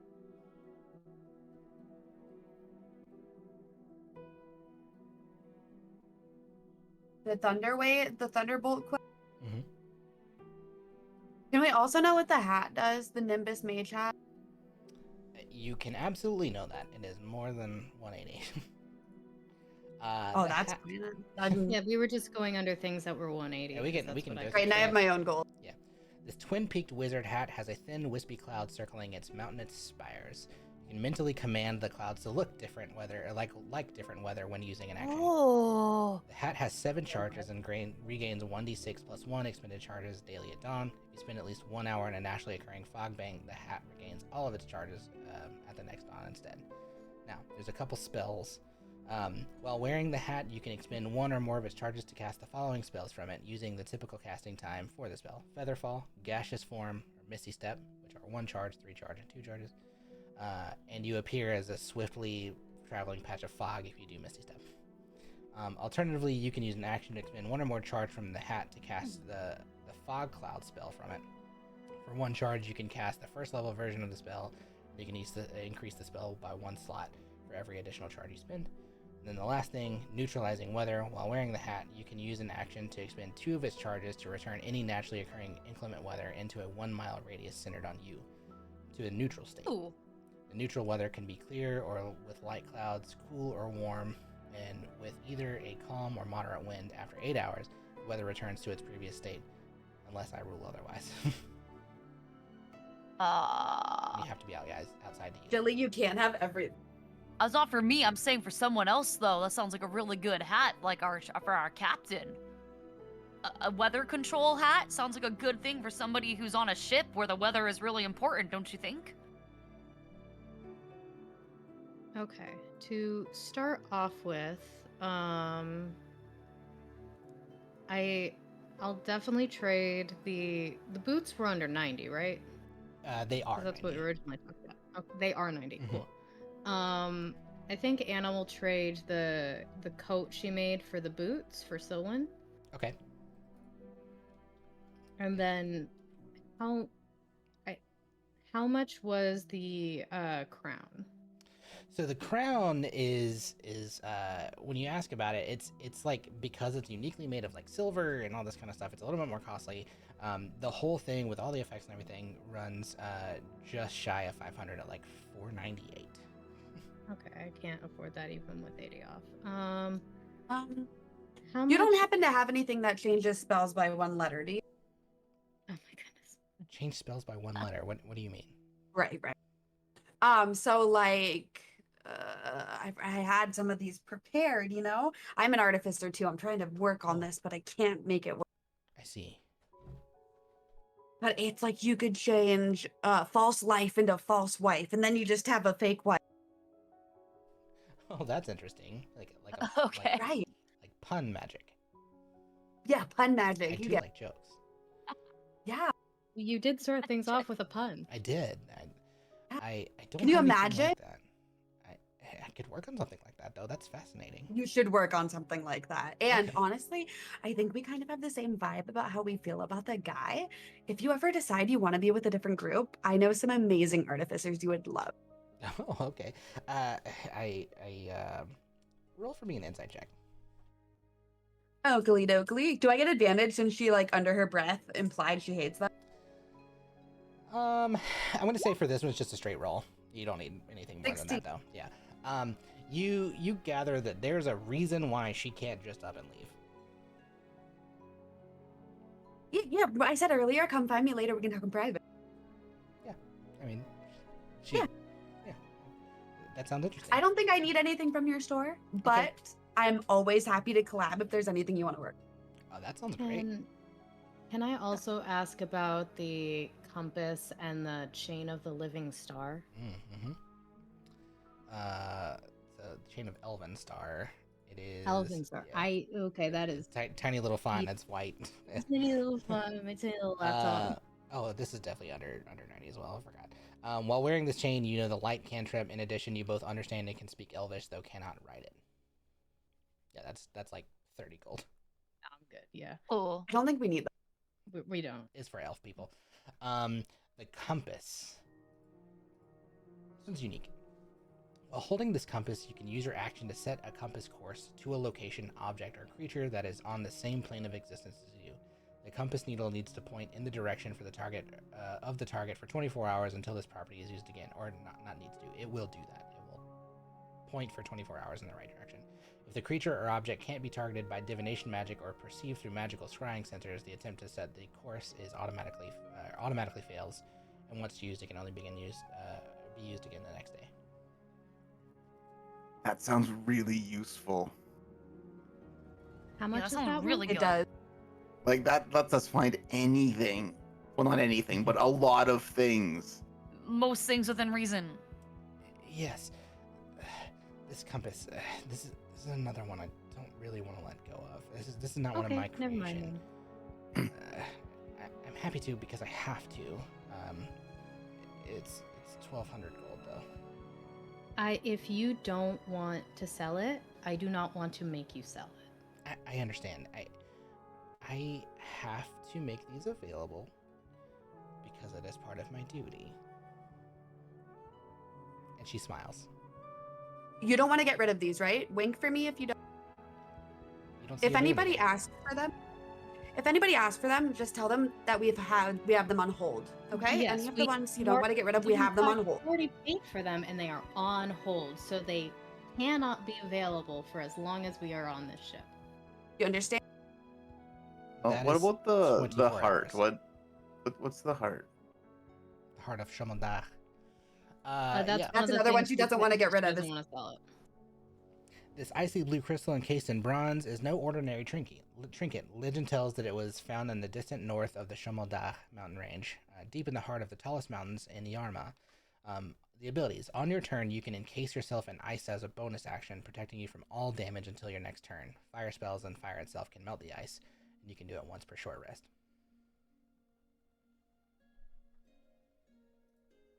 Okay. The only thing, well, I'm a little bit interested in the hood, but I cannot picture Anna wearing a hood. So, the only other thing I would be a little bit interested in would be the crown, but I can't. I don't have 500 gold, so I think Anna will just. Well, we trade the can coat. chip in for the What crown if you'll use what it. does the crown do again?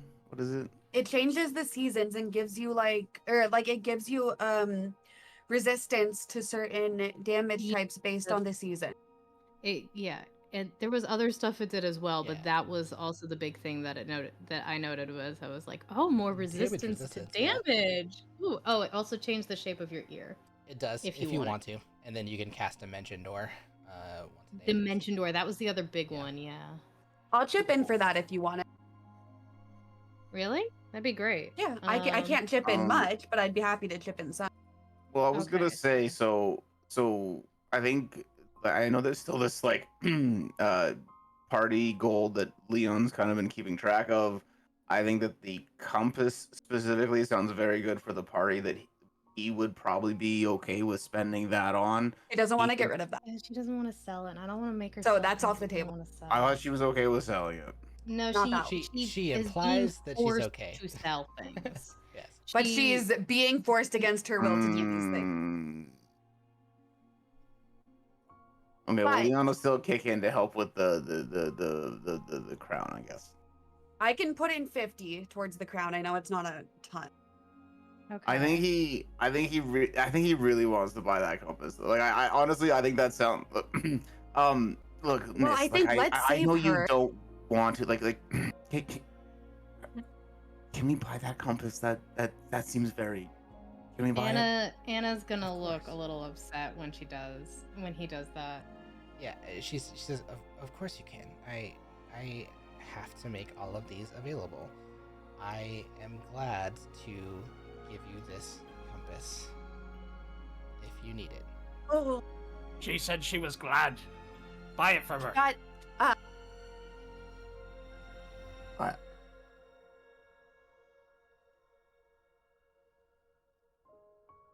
How much? How much was it? Again? 1200. Leon's gonna give her like 1500. Someone is gonna give a dirty fucking look to Leon right now. I know we All aren't the in agreement girls with this. are- You're acting yeah. on your own with the group's money, so I don't really think you should be doing that. Okay. I Okay. can't Leon believe your nerve. proposes to pay 1500 for it. I vote yes. You're the only one. Okay, 2 of you want this. I think the majority says we're not buying it from her. I can Somebody has see to DM Toast. You're in disagreement. Can I ask Toast you, has like 5 compasses. what would you use it for? Saving the world. Yeah, we're on a quest to save the world. This would come in handy probably all the time. Is there Good example. a particular place or a particular person you need to find? Like this is, it carries Mom, specific sentimental value, but I've held it until the right people came along. I can see some of your friends don't want to because you can tell I don't necessarily. She like whispers, I don't necessarily want to get rid of it. I will say it wouldn't be about saving the world. I am on team don't buy it. If we did buy it, there is somebody who it would be nice to be able to find for me personally. And that's Grant. But Okay. yeah. But Hmm. I'm very much Can I on try team some- don't buy it. Tinka's gonna step aside and whisper into message. If we get you out of here and save you, will you repay us with that? Blink twice. She doesn't blink, but she says, I can't leave. It's not about being rescued. Is something forcing you to stay here? Yes. Is it against your will? She looks down and you see a bracelet, like a leather cuff on her arm. That's all she's looking at. If that's removed, can you leave? Yes. Okay. Ah. Act like everything's normal. We'll fix that. You can't. We can't get it off? If it comes off, my family, they die. Classic. Yeah. Let me look into this. Tinka, knowing she doesn't want any of these, is gonna go see if there's a library or if she can just like Yeah. rack her mind. Yeah, there is a library downstairs. You can absolutely head there. Plenty of things there. While we're still here, before we decide about the compass, so for trading in the dress, would I get 90 off the crown? How much would Yes. it be then? Did I give a price already? I don't remember. It was 500 something. Okay. Then yeah, she'll give you 90 off. She can also tell you want it. So she'll tell you like with a 90 off, she'll be willing to, because it's something that like having mistaken you for something other than literally a satyr, which is like the most fey thing you can be. She'll tell you, you seem like you really want this, and this is not one that I'm like particularly tied to. I can, with the dress, I can let it go for 350. Okay. About tree fitty. About 350. Oh my god.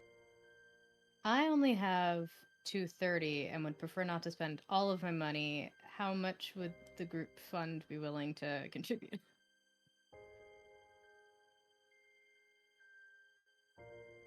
My vote, Tinka would Rowan. have said this.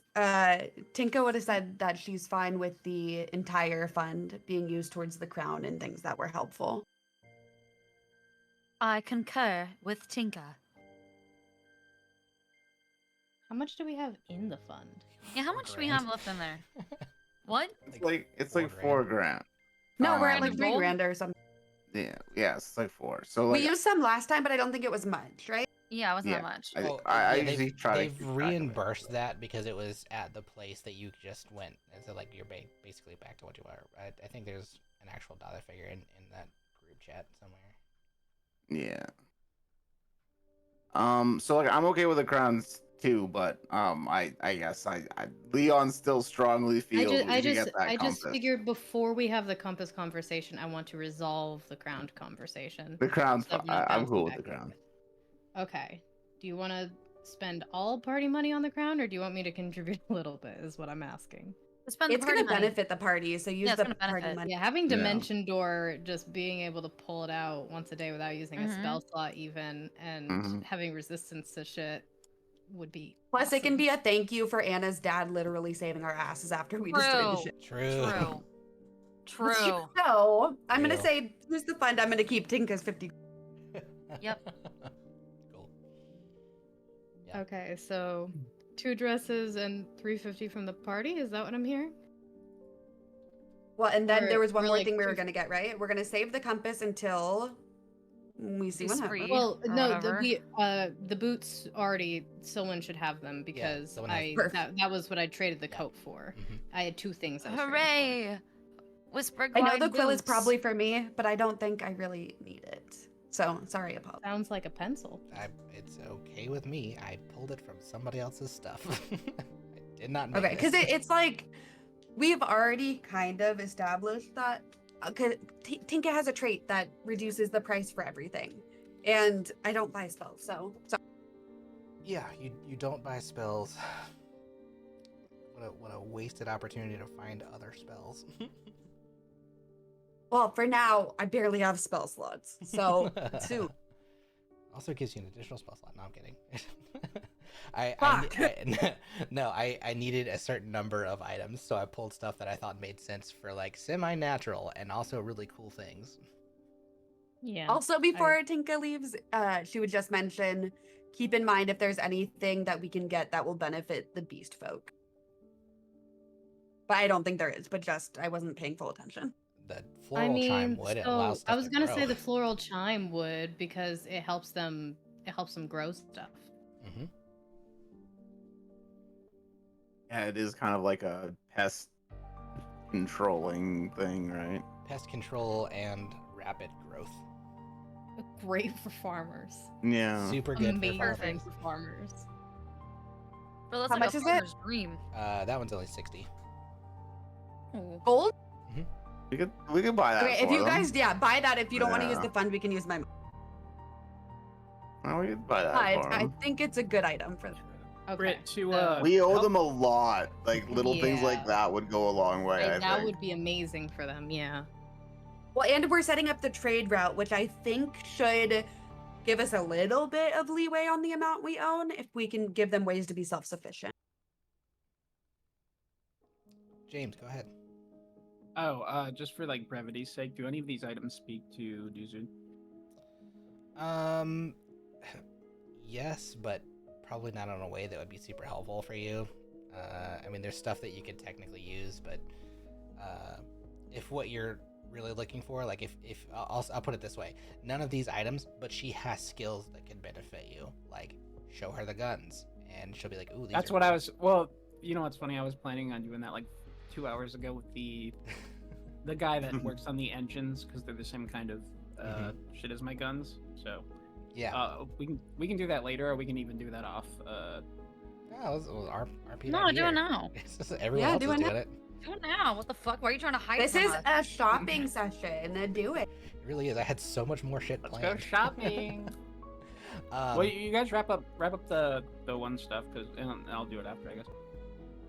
Cool. So I think the crown stuff is wrapped up, and then now that the crown stuff's wrapped, I just didn't want to move past that Yeah. it didn't get resolved. So Yeah. now we can talk about the compass if you guys want. But yeah. Well, it looks like you don't want to part with this compass. No, How- shut up. Wait, what are you doing? You're in the library. Yeah, Tika's not present anymore. Shut up. Is there any way you might be able to rent it to us? She said she would sell it. She has Just to as that, say my that power she'll- just flickered. I might disappear. Okay, bye. Oh no. She has to say that she's willing to sell it to us. She does not. That does not mean she wants to sell it to I us. understand that. I'm just saying, like, if there's like a compromise. that Anna's can be made. explaining that to Leon because Leon's like, she said she would sell it. Yeah, I've picked up on that by now. I just, she obviously wants to keep this, but if we return it to her, could she part with it for like a period of time? Is what I'm trying to suss out without there being any harm done. You make that suggestion, and she says, I've not considered anything of the sort. You see, it's not really gold I'm interested in. I have plenty of gold. We trade in it all of the time. The gold here benefits the Enclave. I mean, we have more than necessary. It's just out of necessity, so we can sustain our missions. If I knew it was going to something purposeful, then yes, I believe I am of the mindset that we will cross paths again, and I'd be happy to lend it to you. It does carry a lot of personal value. Again, I'm willing to part with it out of necessity. But if there's That's why I wouldn't want to buy to keep, because it's how much personal value she seems to be putting in this. Like, it's actual sentimental to her. So Mhm. I'm figuring even if she has to part with this for a little bit, you know, like. Well, I assure you, man, there's no better purpose than ours. We're here to save the world. We have many things we need to find. There's these titans we need to destroy. There's these shards we need to find. There's people's loved ones we need to find. There's a submerged city. This compass would help us literally save the world. those are enormous tasks. Enormous tasks. Wow. I had not considered anything. It was my assumption you were just going to some location in the south. You actually are on a large quest, it sounds like. We are, and on a personal level too. There's also things like I have a companion that I lost track of some time ago that it'd be nice to find if we ever made it back to where I'm from. Or when we have to go look, if we have to go looking for our friend's mother, and she'll motion to Silwyn, it would be nice to be able to track her down with this. So there's smaller, more personal reasons, and there's more grand reasons as well. As we are out to save the world, but I do not want to take something from you that you are not ready to let go of, even if you have to be ready to let go of it. She pauses, looks down, a very contemplative look on her face for a few moments. She goes over and grabs the compass from where it's kind of like seated in this well-carved wooden box, holds it in her hand. You see a small tear run down the side of her face, and she says, "It sounds like you need it more than I do right now. I can't use it right now.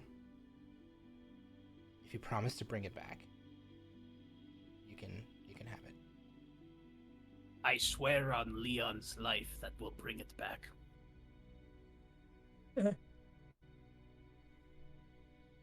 Leon will look kind of awkward at him and just be like, I swear on Tetris. On Tetris. She holds it out Anna in her stops hand. herself from saying she also swears on Leon's life. Everyone swears on Leon's life. She holds it out to you, Leon, as the one who's kind of like described all of these grand things. Make a quick roll. Lucky. And she says, I don't have a lot of trust. But I feel like what you're after is more important. And I'm willing to make that sacrifice right now. She hands it to you. Nice. Well, thank you so much, and I will assure you, your trust will not go misplaced here. We will bring it back to you in due time once we cross paths once again. Thank you. Well, if there are other things, and she kind of like changes, like you, like the sadness you see, just kind of like wipe off her face. A little bit of like what drips there were kind of like steam up from like the fire in her hair, which is not real fire, but you know, for sake of story. And she kind of like perks back up, and she's like, well, if there's anything else I can do, I am happy to be a resource. I am in the literal business of enchantment. I create items, I study items. Some of these effects I've been able to effectively transfer. If there's things that you would like to see able to do, it's possible to potentially possible to combine some of these effects, and not just these, anything across the way. If there's things that you find, if there are spells you'd like to have imbued or potentially available, I work in this space, and though I am stationed here for the time, you can see she's like choosing her words very carefully. Though I'm stationed here for this time, I will continue to make myself available given you all are able to come back here. She reaches into one other kind of like back part, and it's closed off small chest, pretty ornately designed. She pulls out a couple things, and she hands you one pendant that you've seen before, and it's a sending pendant that allows you to cast sending once a day. You can communicate with anybody that you've met that also has one of these pendants. You see basically everybody on this ship has one, which means you can communicate with her or the High Warden or literally anybody. She says, the High Warden has asked that I give you these, or at least one of these, so you can communicate with us. The other thing you might find useful, and she pulls out this book, and on the book is a single gemstone, and it's she goes, this is a wayfinder. If you see, and she kind of like walks to the back of around the side of her little shop area to this little broom closety looking thing. Then she opens the door. She goes, this is attuned to right here. And she points down, and it's a teleportation circle. She says, you can always come back here. I don't know with as large as your party is if everyone could come all at once, but I understand you have the ability to place people inside your ship. Perhaps that is a way to get back here if you need to. This Wayfinder will allow you to come back to the ship. No telling where it will be. You can always communicate with me as necessary, but if you need to come here quickly, you can do so. And she hands that over to you as well.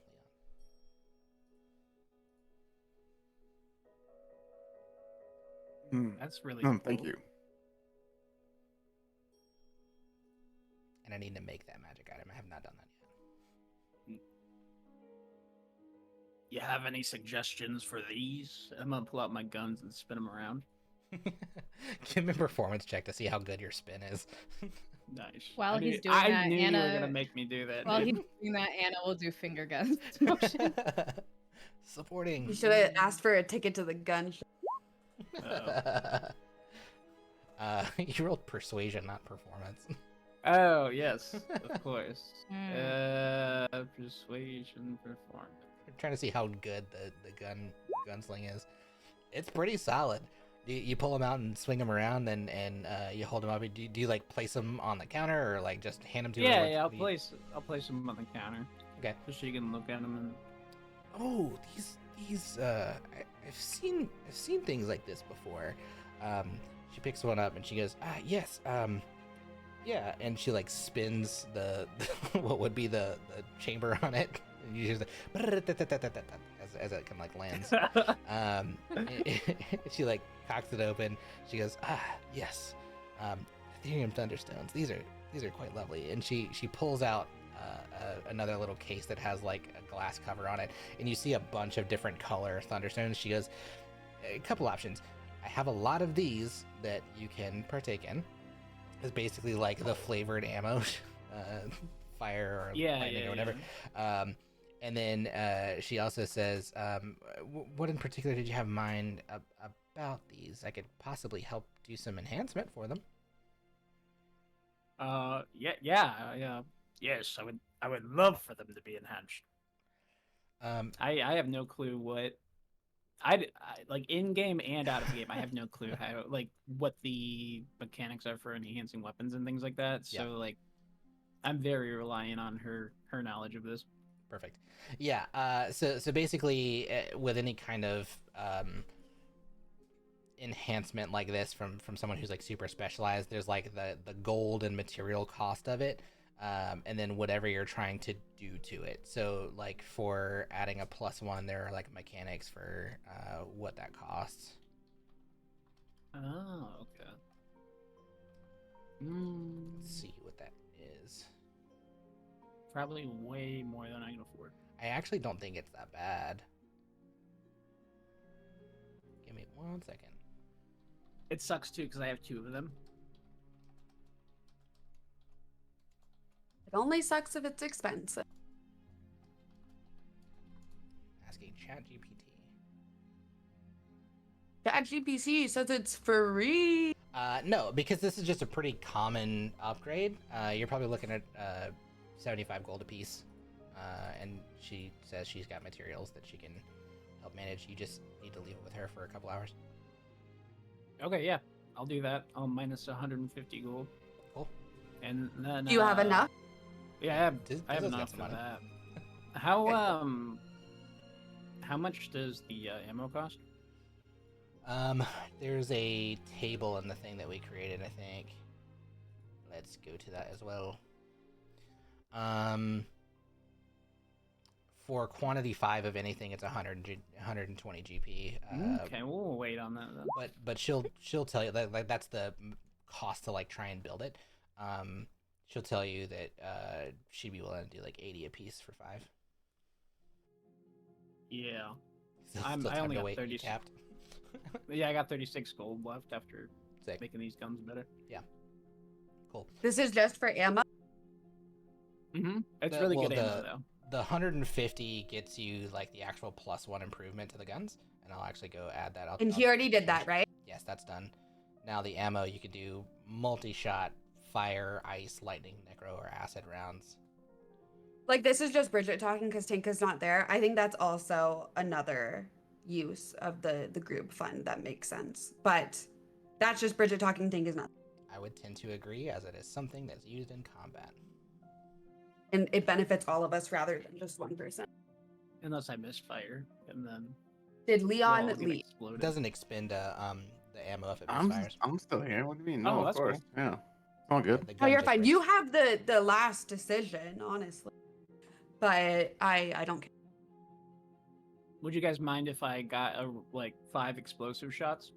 Yeah, go for it. I gotta keep track. So what did we so we spent was it the crown was 500, right? It was 350 with 350? all the discounts.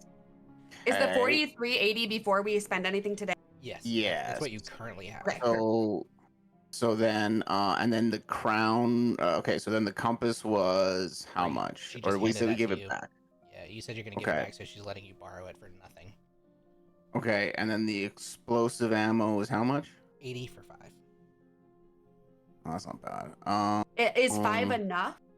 Like, Is it a one-time use type of ammo, or is it like a bear, like a? It is one-time What are use, the things? but it tends to go like I still have like I started off with 3 of these, and I think I still have 2 left. Like it lasts me quite a while because I you don't use it for every attack. It's just for like special stuff. Yeah, so As long as that's going to normal be ammo. enough and you use it sparingly, then it's fine. Yeah, there's that 5 normal will be ammo enough for a while. Yeah, there's normal ammo that does just like regular force damage, and then these other ones are like special additional damage gets done on top of it. So it's a nice little, like, if you're trying to take something out that takes a particular type of damage that force damage isn't gonna hurt, it would be handy. And I'll say you can take 5 of one thing, or if you want to mix and match, because she has all of them, she'll let you kind of like grab what you want, and it's all in the Oh, cool. actual I'd rather do that. Yeah, I figured that'd be a better solution. I'll ping this to you so you can kind of like choose what you want.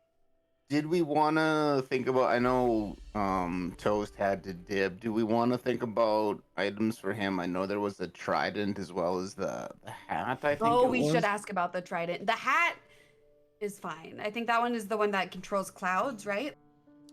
That's one of its things. It controls weather, basically. But also had like Misty Step in it though too, right? I think. If you can get it for a good deal and it's not something she desperately likes to keep, then yeah, she doesn't seem to be attached to it. Yeah, you can do Featherfall, Gaseous Form, or Misty Step, and then it allows you to neutralize weather within a 1 mile radius centered on you.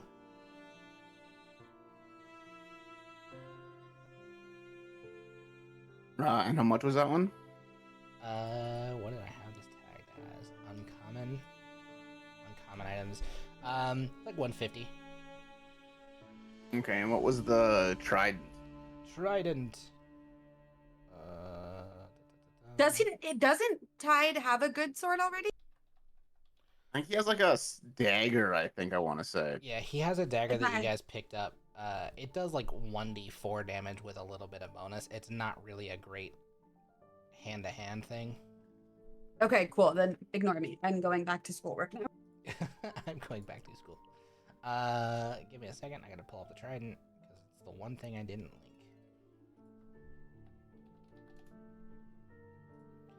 Bloodthirsty. Oh, I think I've been using this gun wrong. Time to use it right. Cool. Yeah.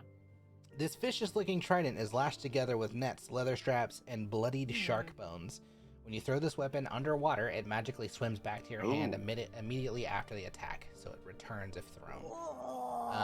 It also has something called Animate Shark, while holding this weapon underwater, you can prick and expose a bit of your flesh with it using an action. When you do, the weapon springs to life, becoming an animated shark, using the statistics of a reef shark for the animated trident, which takes turns immediately after yours. It's considered undead instead of a beast, so basically it's a bone shark. And for the duration, the trident is friendly to only you, and it obeys your mental commands to the best of its ability. No action required. Ooh. On its turn, the that shark sounds amazing for an underwater campaign. Yeah. The shark can take only the attack or dodge action, which means it basically becomes an actual attacking thing. And when it takes the attack action, it can do 2 bite attacks instead of 1. Remains animated for 1 minute, so was that 10 rounds? And it regains all lost hit points when the effect ends, meaning it doesn't have to like heal when it's used again. And it goes back to its old form.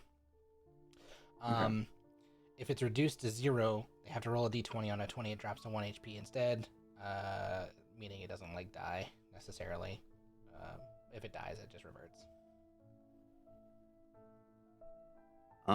Okay, do we feel we need to buy either of those for Toast? I don't know. The trident. Oops, muted. Cool. Yeah, we need to get the trident for I like him. the idea Tide needs that trident. How much is the trident? 600. Oh, that's expensive. Should we buy him the trident? Cool ass trident. Really good cool trident. I trident. think he would be so touched if we got it for him. I think we should. Yeah. And I mean, what else are you gonna do with that money? You know? Yeah. Oh.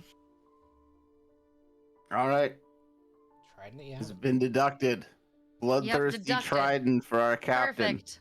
Which Excellent. makes perfect sense. It's a sick looking thing too. Cool. I'll ping it. And he is our bloodthirsty captain. He did fire first on the He did Enclave. fire He first. did. He did Okay. fire first. He full Han Solo'd it. All right. There's our new total after this shopping trip. Cool. Sick. You guys still got 3,000 gold. That's insane. Awesome. Yeah, but we still owe the You owe Baron them Gullions like 30,000. 20 grand. Yeah. That's good. And we got the little flower thing for them too, didn't we? You did, yeah. Yeah. Cool. Well, obviously that's going to be an interesting thing to right. resolve. That was another. How much was that again? That was 60. Yeah. Okay.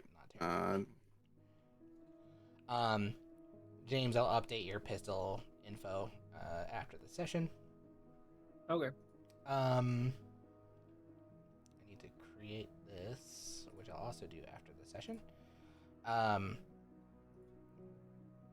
You guys obviously have this like conversation. Tink has gone down to the library to search for things. What else do you guys want to do in this little bit of downtime?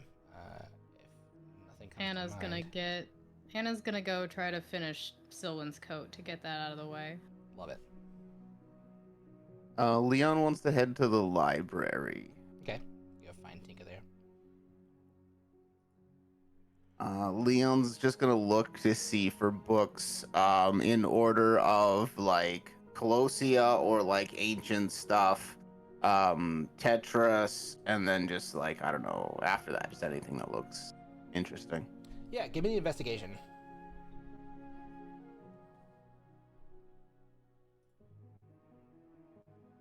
Yeah. You don't find anything on Colossia. That's like hard to come by. Just knowledge in general. I think the place you need to go. Yeah, wasn't expecting. Yeah, you kind of got to go back to Tetris. You do find quite a few texts on Tetris though. There are different. There's like the core text, your primary sources, but you also have like all these literature pieces written from clerics and priests and other folks of the faith who've just like basically like what you would equate to like theological books or theology books, or like your take on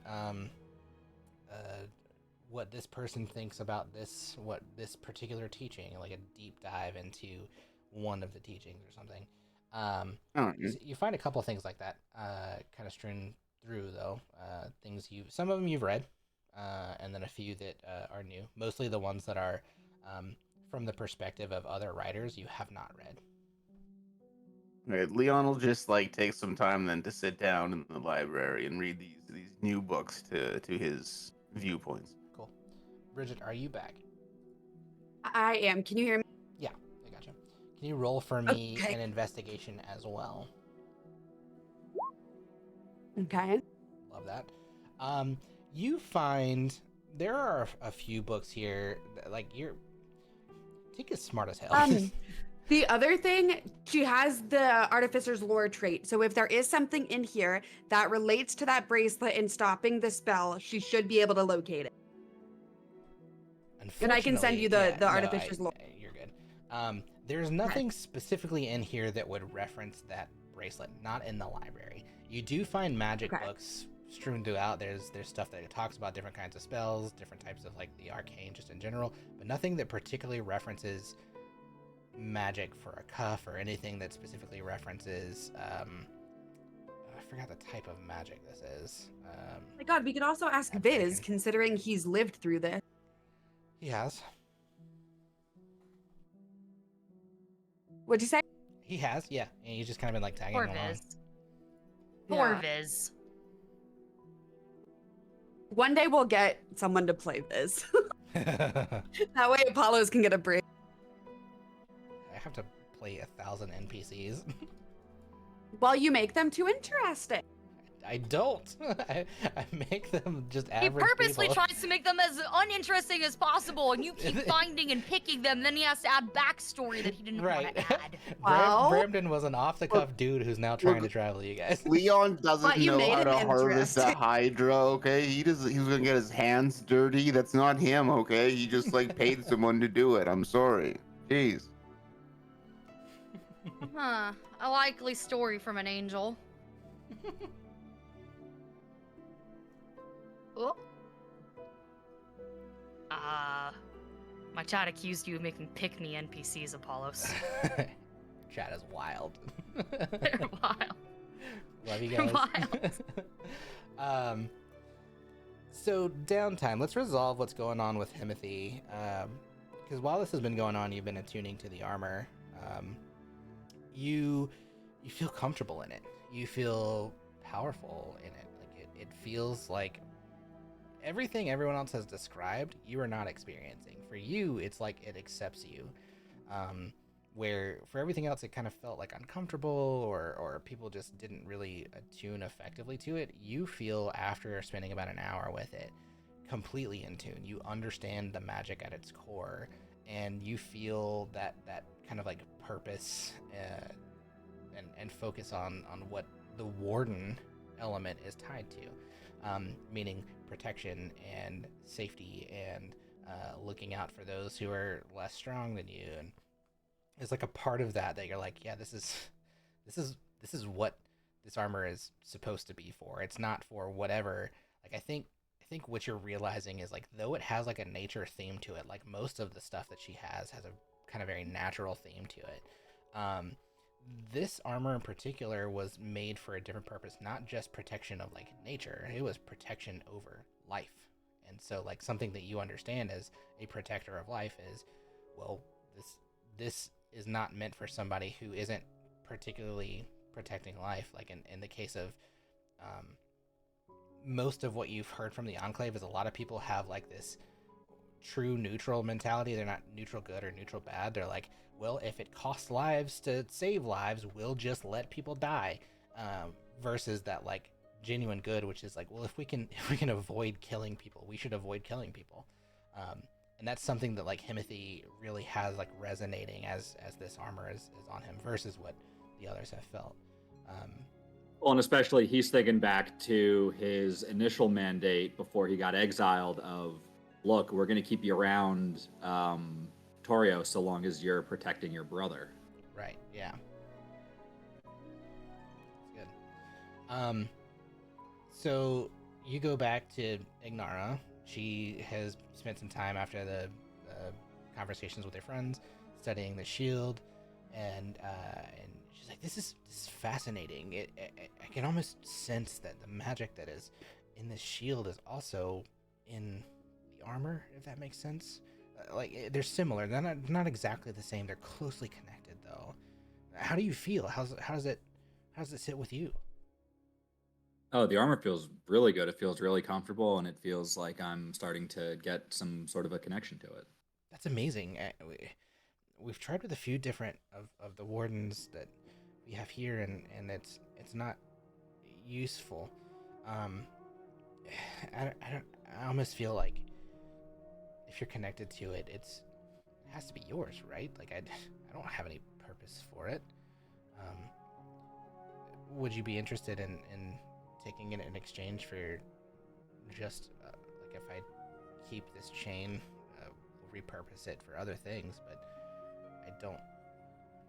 I almost feel like I can't sell this, and I don't want to just hold something if it's not for a purpose. And then she kind of, you see her get a little bit pensive, and she says, I had to give up an item to your friends that I didn't necessarily want to, but I think if it's for a purpose, then it does better than just sitting here. Does that make sense? Yes, I understand what you're saying, and thank you. Great. I'll fudge the books so the High Warden doesn't know that I've just given it away. not one that. How much would you need for it in the first place? Just out of curiosity, maybe I can, help offset something there, so that way it's not, you're not fully going to have to get on the hook for it if it gets found out. I'm not sure it matters with very rare items like this. Tens of thousands of gold. I understand from your friends you have some, but you're not really in the business of. I don't know how to say this politely. Warmongering. like some of us are. What? No, I've never warmongered before. I can't even remember my voice. I'm so out of it. I ain't never done no warmongering. I just don't. I don't think there's any reason to try and offset the amount that it could offset. Won't matter. I'll have to really fudge these, but it is what it is. Thank you, and I will, wear it well, and I will think about, your kindness there, and if I do come across anything over the course of my travels, I can always bring that to you for your further study. Please, that would be my ask. If you find interesting, especially interesting magic items, but it doesn't have to be just magic. I study anything that is strange or weird. I love knowledge. So if you find anything that would be helpful, I will gladly take that in exchange.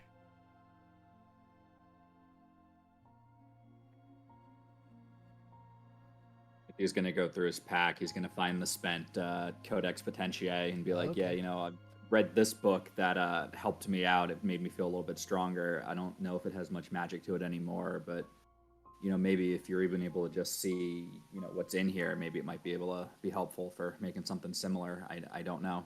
Someone's ears perk up at the sound of a magic book. That Timothy's up, read don't successfully. Yes. Jealousy, seething with jealousy that Timothy got to read his book and nobody took his book from him. His book wasn't evil. His book was not evil. That's true. She takes it and she goes, I've heard about books like these that are imbued with magic that can be imparted through study. I've never seen one. It looks like, and she kind of like takes it in her hand, and she you hear her mumble a little something, but it's like her casting a spell, and she goes, yeah, it doesn't seem like it has anything left in it, but who's to say? Maybe I can still learn something from it. This is great. At the very least, something to read to understand what it talks about. Thank you. I guess as well, Timothy's also going to give the old chainmail that he was wearing. Say, I know it's pretty beat up, but if you're able to do something with this, and if that's helpful, it's not anything special, but if it helps you out, and if there's some way that you can repurpose it, better than just me carrying around and not being able to use it. Yeah, I sometimes it's the most mundane things that carry the most weight, and I don't mean literally. I mean, this has a story to it. Your history. I think it will be useful for maybe perhaps some of our wardens, but it'll carry a legacy at the very least. Something I'd like to pass on. That would be great, and thank you again for everything that you've done for not only me but the rest of the group that we're traveling with. Of course, just be safe. And she leans in. She says, be careful. Don't trust the High Warden. And then she Understood. leans back. Well, I'll be here if you need anything. She kind of says that loudly. But they will loudly respond, sounds good, thank you, I'll be in touch. Awesome. You, Timothy, this is, again, kind of like downtime for you, right? You've spent time with the armor, and now that you're fully attuned and you've had this conversation, you begin to walk just through the ship. Perhaps to go meet up with the rest of your party. and something happens as you're walking around. You begin to feel from Elantari that hum again, that vibration. It still isn't giving you any indication about like what that means, but give me a perception check. Actually, not perception. Let's do insight. DC is 12, but you have this at advantage. Is that advantage? I'll do Yeah. it. Two of them. Perfect. Yeah. The vibration as you take the sword from its scabbard and you hold it, and you're just trying to understand what's happening, because it's like not like the connection is severed, but it's like it's interrupted. You feel a vibration, and you notice that the vibration is the same as the ship. It seems to be matching the vibration of the ship, the hum of the Ethereum engines. You feel it almost you sense like a rhythm, and though they're silent, there's no emotion and no connection, you feel a pull downward into the lower parts of the ship.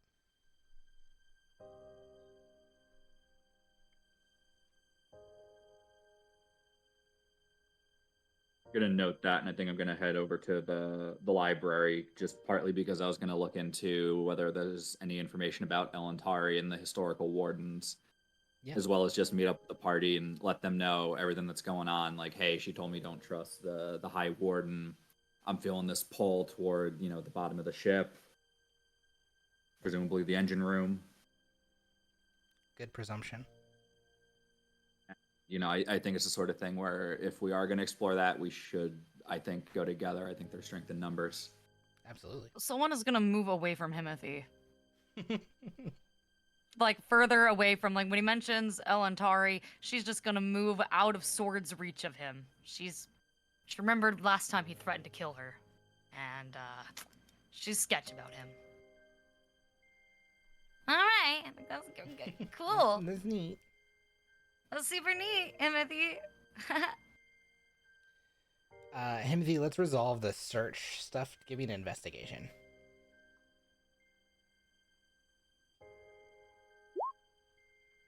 Hard to find much here. You catch vague references to the wardens here and there, but it's not like any specific book that talks about like history of the Enclave wardens. It's like more references to titles, and like how they're perceived as like the front line, but you don't find anything particularly of note, and then definitely nothing about Elantari. Right.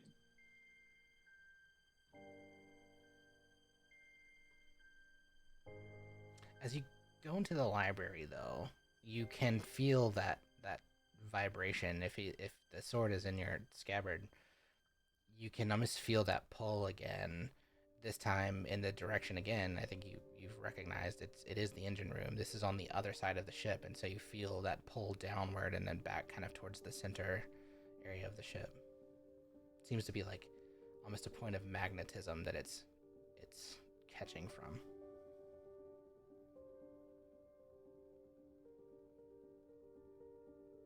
Yeah, I'll relay that to the party and be like, "Hey guys, I'm really feeling this pull. I'm really sure that it's probably coming from the engine room. I know that we were considering interacting with the guy down there or taking a closer look. I think that's something we should maybe look into. But I know, he's kind of grumpy, so we should figure out how best we're gonna do that."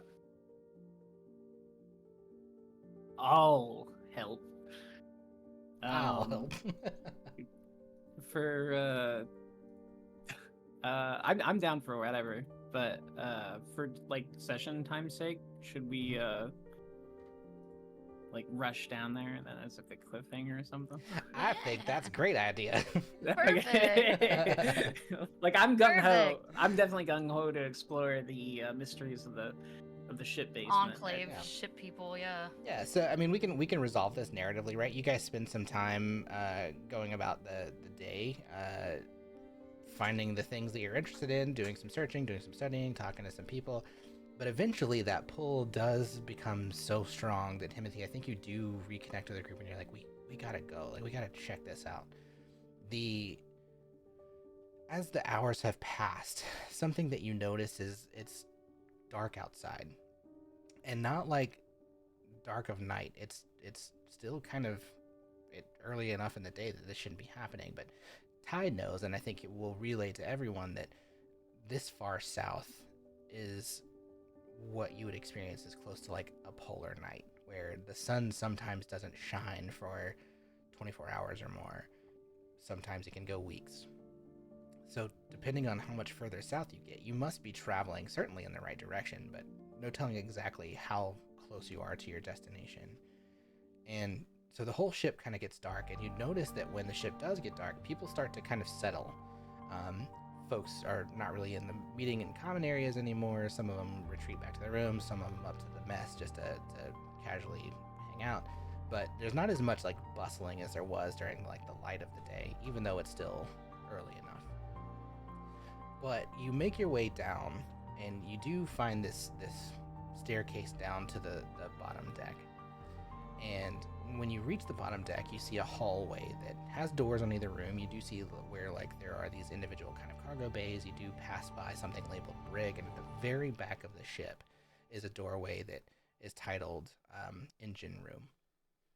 And Timothy, you feel that magnetism pointing you right to the engine room.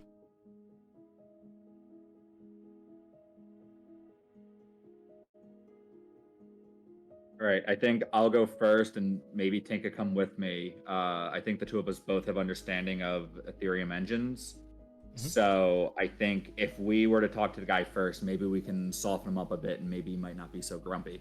Love that. Yeah, you make your way to the door. It's closed. Do you knock or open? What you do? I'll knock. I think that's better than just barging in on the guy. Sure. Yeah, you knock. There's no answer. A couple seconds pass. A minute. Just waiting. No answer. Should we go in, guys? What do you think? Let's do it. Did you guys come and get Anna? Because I wasn't at the library. I think probably by this point everybody would be collected. Yeah. We all there. Yeah, everybody would be there. Wanted to double check. Yeah, there's been like enough downtime to have everyone kind of like reconvene to all be kind of caught up to this place. Absolutely. Okay, cool. Someone is purely agreeing with Timothy as a means of trying to ingratiate herself again so he doesn't kill her. Absolutely ready, whatever you are, Timothy. Whatever you want, dude.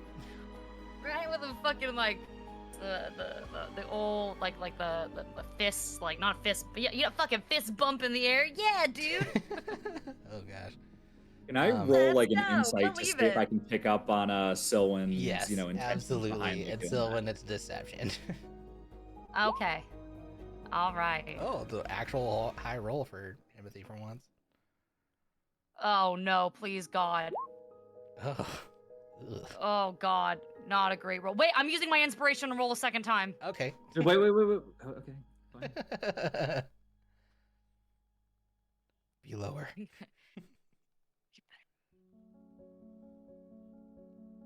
God damn! Only a little bit better, but not good enough. Not good enough. Timothy, you absolutely catch what's God. going on. Timothy is just going to turn over Silwyn's like, look, I'm not going to kill you right now. You don't have to worry. You need to have a conversation first. Right now? We'll have a conversation later. I don't want to do this here on this ship, but we'll have a conversation. Someone shifts from like to her other foot uncomfortably, like that conversation is gonna end in my murder. Okay, all right. She's just gonna smile and nod. I've Okay. been murdered. Okay. Bird murdered. Sounds great. You open the door. Oh God. And what you see is a few things. You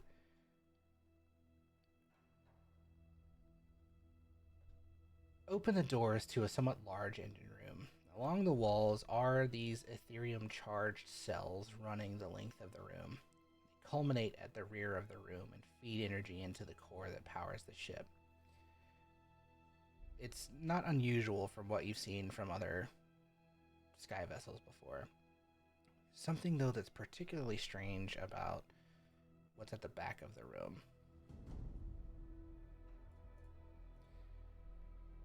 In the back of the room, you see this tall, roughly 6 feet tall, containment unit with this similar blue energy that you've seen as like the Ethereum energy.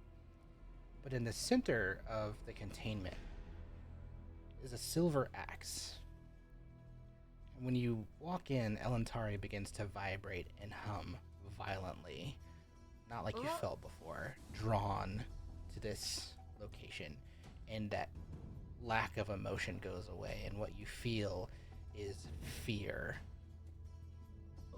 Is this the same feeling that I got when I saw the scythe that had the tip of presumably another piece of Elantari in it? Oh shit. Yes.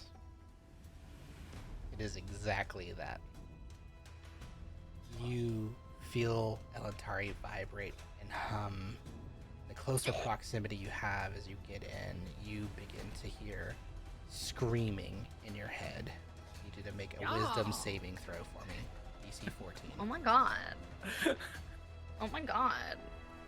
Can I keep Wicked. an eye out to make sure that like we're not being seen because we Yeah. were specifically told not to come down here? Absolutely, you can. Smart thinking. My saves aren't working, so let's do it that way. Perfect. Yeah, you Oh, clutch wow. your head as this scream goes through, but you have this resolve not to fall to your knees, though your body wants you to. And you don't feel that this scream is coming from Elantari in your hand. You hear it coming from inside the containment unit. And that's where we're going to leave off this episode. Hog. Oh man. I won't be able to contain my expectations. Ooh. For another view, oh, I did have the armor. Dang it.